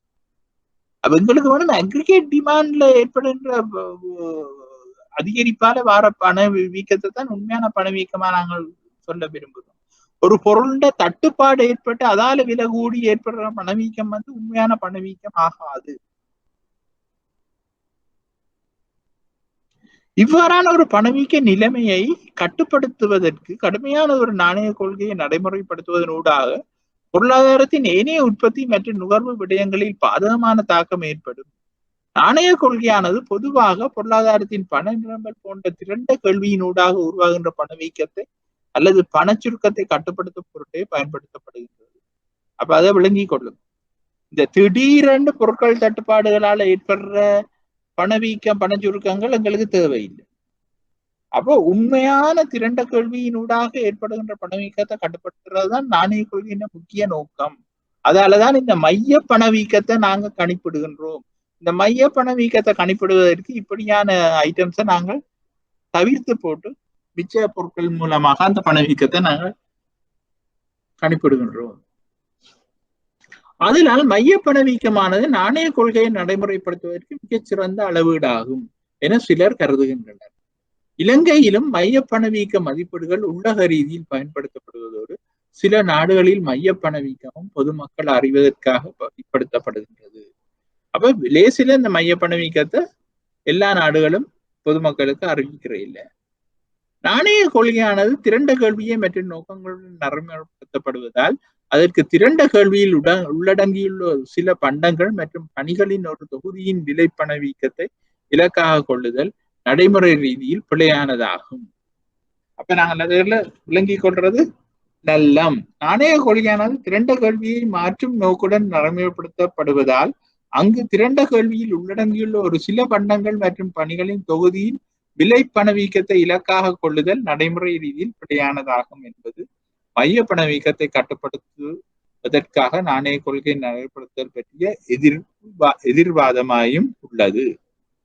ஒவ்வொரு பண்டத்தின் விலை பல்வேறு காரணிகளால் மாற்றமடைந்த போதிலும் திரண்ட விலை மட்டத்தில் உருவாகின்ற பணவீக்கத்தை திரண்ட கேள்வியின் தாக்கத்தின் ஊடாக கட்டுப்படுத்துவதுதான் நாணய கொள்கையின் நோக்கமாகும். அப்ப திரண்ட ஒரு கொமன் திரண்ட என்று நாங்கள் பார்க்கும்போது அக்ரிகேட்டட் பார்க்கும்போது எல்லா மக்கள்கிட்ட எல்லாத்தையும் சேர்த்துத்தான் நாங்கள் பார்க்கணும். திரண்ட கேள்வி என்பது எல்லா இண்டிவிஜுவல்ஸுடையும் ஒரு நாட்டில் இருக்கிற எல்லா இண்டிவிஜுவல்ஸுடையும் எல்லா பொருட்களுடையும் மொத்த கேள்வியை தான் திரண்ட கேள்வி இருக்கும். அப்ப அந்த திரண்ட கேள்வியால் ஏற்படுகின்ற பணவீக்கத்தை திரண்ட விலை மட்டத்தில் உருவாகின்ற பணவீக்கத்தை திரண்ட கேள்வியின் தாக்கத்தினூடாக கட்டுப்படுத்துவதுதான் நாணய கொள்கையின் நோக்கமாக கருதப்படுகின்றது. அங்க இங்கு எந்த பண்டம் அல்லது பணியின் கேள்வி மாற்றமடைகின்றது என்பதை கவனித்து பொழுது கோட்பாட்டில் ரீதியில் பிழையானதாகும். அதுல ஒரு பொருளை நாங்கள் ஒரு பொருள் சில பொருட்களை எடுத்து கண்ட்ரோல் பண்ணணும் என்று நினைக்கிறது பிழையானதாகும். மேலும் நுகர்வோர் விலை சுற்றனில் உள்ளடங்கியுள்ள பண்டங்களின் அதிக அளவானவை உணவு பண்டங்கள் மற்றும் வலுசக்தி ஆகிய தொகுதிகளுக்கு உரித்தாயுள்ளதால் எஞ்சியுள்ள பண்டங்கள் மற்றும் பணிகள் சிறிதளவில் விலை மட்டத்தில் மாற்றத்தை அடிப்படையாக கொண்டு நாணய கொள்கையை நடைமுறைப்படுத்துதல் கோட்பாட்டு ரீதியில் அல்லது நடைமுறை ரீதியில் தர்க்க ரீதியானது அல்ல. ஆதலால் இயன்றளவு பண்டங்கள் மற்றும் பணிகள் உள்ளடங்கிய ஒரு விலை சுட்டனை அடிப்படையாக கொண்டு நாணய கொள்கையை நடைமுறைப்படுத்துவதற்கு முயற்சி எடுப்பதே மிகவும் பொருத்தமாக இருக்கும் என்பதும் ஒரு கருத்தாக இருக்கின்றது. அப்ப இந்த பாருங்க, இந்த மைய பணவீக்க இந்த விடயத்திலேயே எவ்வளவு ஒரு எதிர்வாதங்கள் இருக்கின்றதை நீங்கள் விளங்கிக் கொள்ளுங்க. ஆனா எங்களுக்கு இதெல்லாம் கூட நாலேஜுக்கு வச்சுக்கொண்டு எங்களோட எக்ஸாமுக்கு இவ்வளவு தேவைப்படாது. எங்களுக்கு தேவை இந்த 3 விதமான பணவீக்கம் என்ன மாதிரி அப்ளிகபிள் என்றதுதான் எங்களுக்கு எக்ஸாமுக்கு தேவைப்படும். உலகில் தற்போது 70 வருடங்களுக்கும் அதிக கால நிதியியல் மேலாண்மை என்பது மேனேஜ்மெண்ட், பைனான்சியல் மேனேஜ்மெண்ட், நாணய கொள்கையை பகிரங்கமாக நடைமுறைப்படுத்தியுள்ளன என்பதோடு திரண்ட கல்வியை அதிக அளவில் பிரயோஜனப்படுத்துகின்ற ஒரு விலை சுட்டனை தயாரித்தல் தொடர்பிலான முயற்சிகளை இன்னமுமே காண முடியாது உள்ளது. அப்ப இது ஒரு வீக்னஸ். இந்த விலை சுட்டனை தயாரிப்பதில் உள்ள ஒரு வீக்னஸ் தான் இதுல சொல்லப்படுகின்றது. ஒவ்வொரு நாட்டிலும் உள்ளது போல நாணய கொள்கையை அடிப்படையாக கொள்கின்ற விலை சுட்டனினதும் ஏனைய சுட்டன்களதும் பலவீனங்கள் கலந்துரையாடப்படுவதோடு நாணய கொள்கையை நடைமுறைப்படுத்தத்தில் உள்ள அடிப்படை பலவீனங்கள் மற்றும் விளைவுகள் பொருளியலில் ஆய்வுகளின் போது எப்பொழுதுமே கலந்துரையாடப்படுகின்றன. சரியான தகவல்கள் மற்றும் ஆய்வுகள் இன்றி நாணய கொள்கையை நடைமுறைப்படுத்துவதன் மூலம் உண்மை மற்றும் நிதியியல் துறையில் உருவாகிய கடுமையான உறுதியற்ற தன்மை எடுத்து கலந்துரையாடப்படுவதோடு மேலத்திய நாடுகளில் 2007 ஆண்டில் இருந்து நிலவிய பொருளாதார மற்றும் நிதியியல் நெருக்கடிக்கான மைய காரணியும் நாணய கொள்கையாகும் என பொருளாளர் கருத்து. 2007 ஆண்டு என்ன நடந்தது என்று சொன்னால், அந்த உலக ரீதியில அமெரிக்காவில் ஏற்பட்ட சில சொத்துக்கள், அந்த உறுதியான அந்த ஆதன சொத்துக்கள், வீடுகள், அதுகளில் ஏற்பட்ட பிரச்சனையால நாணய கொள்கையில ஏற்பட்ட வீக்னஸ்ஸாலதான் அந்த பிரச்சனை வந்ததுன்றது உலகளாவிய ஒரு பெரிய மந்தம் ஒன்று ஏற்பட்டது. அது ஏற்பட்டதுக்கு காரணம் நாணய கொள்கை என்றுதான் குறை சொல்லி கொண்டிருக்கின்றார். அவை இந்த கட்டத்துல நாங்கள் நாணய கொள்கையை நிப்பாட்டுவோம். இதனோடு சேர்ந்து நாங்கள் இது ஒரு மத்திய வங்கியியல் என்பது கொஞ்சம் பெரிய வாஸ்ட் ஏரியான்றபடியால் அடுத்ததாக நாங்கள் இந்த நாணய மானிட்டரி லோ என்று சொல்லப்படுகிற நாணய சட்டத்துக்குள்ள அடங்குகின்ற ஒன்றெண்டு விடயங்களை நாங்கள் பார்த்து கொண்டு இண்டிபெண்டன்ஸ், சுயாதீன தன்மை, வணிக வங்கிகளுக்குரிய சுயாதீன தன்மையை நாங்கள் பார்ப்போம். அதை பார்த்ததோட நாங்கள் கொஞ்சம் தியரி பாட்டை அப்படியே வச்சுட்டு நாங்கள் பிராக்டிக்கல் விஷயத்துக்குள்ள போறதுதான் என்ற பிளான். பிராக்டிக்கல் விஷயம் என்று சொல்லும் பொழுது 2019 ஆண்டுக்குரிய லேட்டஸ்ட் ஆனுவல் ரிப்போர்ட் சாப்டர் 7, 7வது சாப்டரை நீங்கள் பார்த்தீங்கள் என்றால் எப்பவுமே பாஸ் பேப்பர்ஸ் அந்த 7வது சாப்டருக்குள்ள இருக்கிற விஷயங்களை கொண்டுதான் வருகின்றது. அப்ப நாங்கள் அடுத்த கிழமை இந்த 2 செக்ஷனையும் ஒரு 1 ஹவருக்குள்ள முடிச்சோமே என்று சொன்னால் அந்த 7வது சாப்டரை பற்றி கொஞ்சம் நாங்கள் டிஸ்கஸ் பண்ணோம். அதை நாங்கள் பார்த்துட்டு உடனடியாக நாங்கள் பாஸ் பேப்பர்ஸுக்கு போனோம் என்றால் ஒரு 3-4 பாஸ் பேப்பர்ஸை நாங்கள் செய்ய எங்களுக்கு நாங்கள் we will get used to that என்னென்று சொல்றது பாஸ் பேப்பர். அப்ப நாங்களுக்கு ஈஸியா அதை ஆன்சர் பண்ணக்கூடியதா இருக்கும். என்னென்னு சொன்னால் அதுக்குள்ளதான் அந்த வேற மத்திய வங்கிகள அந்த நாடுகள கொள்கை வட்டி வீதங்கள் அதுகளோட மிஷன் ஸ்டேட்மெண்ட்களை நாங்கள் பார்க்க வேண்டியது. அப்ப இப்ப நாங்க பார்க்க வேண்டிய ஏரியா பெரிதாக இருக்கின்றபடியால் நாங்கள் இனியும் அந்த தியரி என்று நிற்காமல் நாங்கள் நேரடியா பாஸ் பேப்பருக்குள்ள போனோமே என்று சொன்னால் இலகுவாக எல்லாத்தையும் கவர் பண்ணி கொண்டு போகக்கூடியதா இருக்கும். அப்ப எங்களுக்கு தெரியும் என்ன தேவைப்படும் என்ன தேவைப்படாது. அப்ப இயலமான மட்டும் நாங்கள் அடுத்த கிழமை இந்த விஷயத்தை முடிச்சுட்டு அது அடுத்த கிழமை பாஸ் பேப்பரை செய்வது என்பது என்னுடைய பிளானாக உள்ளது. அவை நீங்கள் ஏலும் என்று சொன்னால் நான் அப்லோட் பண்ணி வச்சிருக்கின்றேன். அதை நீங்கள் இப்பவே ரெடி பண்ணி வாசிச்சு வச்சிருங்கள். அதே சமயம் இந்த சாப்டர் 7 என்பதையும் நான் அப்லோட் பண்ணுவேன். உங்கள்ட்ட ஆனுவல் ரிப்போர்ட் இருந்ததுன்னா நீங்கள் அதிலேயே பார்த்து கொள்ளுங்கள், படித்துக் கொள்ளுங்கள். அப்ப நாங்கள் அந்த நடைமுறை விடயத்தை நாங்கள் பார்க்கக்கூடியதா இருக்கும். நடைமுறை விடயங்கள்ல என்ன இருக்கு என்பதை நாங்கள் பார்க்கக்கூடியதா இருக்கும். பார்த்தோம்னா எங்களுக்கு பாஸ் பேப்பர் செய்வதன் மூலம் லேசாக இந்த விடயங்களை நாங்கள் கவர் பண்ணி கொண்டு போகலாம். இல்லாவிட்டால் நாங்கள் ஒவ்வொரு மூலையில இருந்தும் ஒவ்வொரு விடயங்கள் வந்து கொண்டிருக்கும். அதுகளை நாங்கள் படிச்சு கொண்டிருக்க எங்களுக்கு நேரம் போய் நேரம் ஆகிவிட்டது. நன்றி, வணக்கம். அடுத்த கிழமை நாங்கள் சந்திப்போம். வணக்கம்.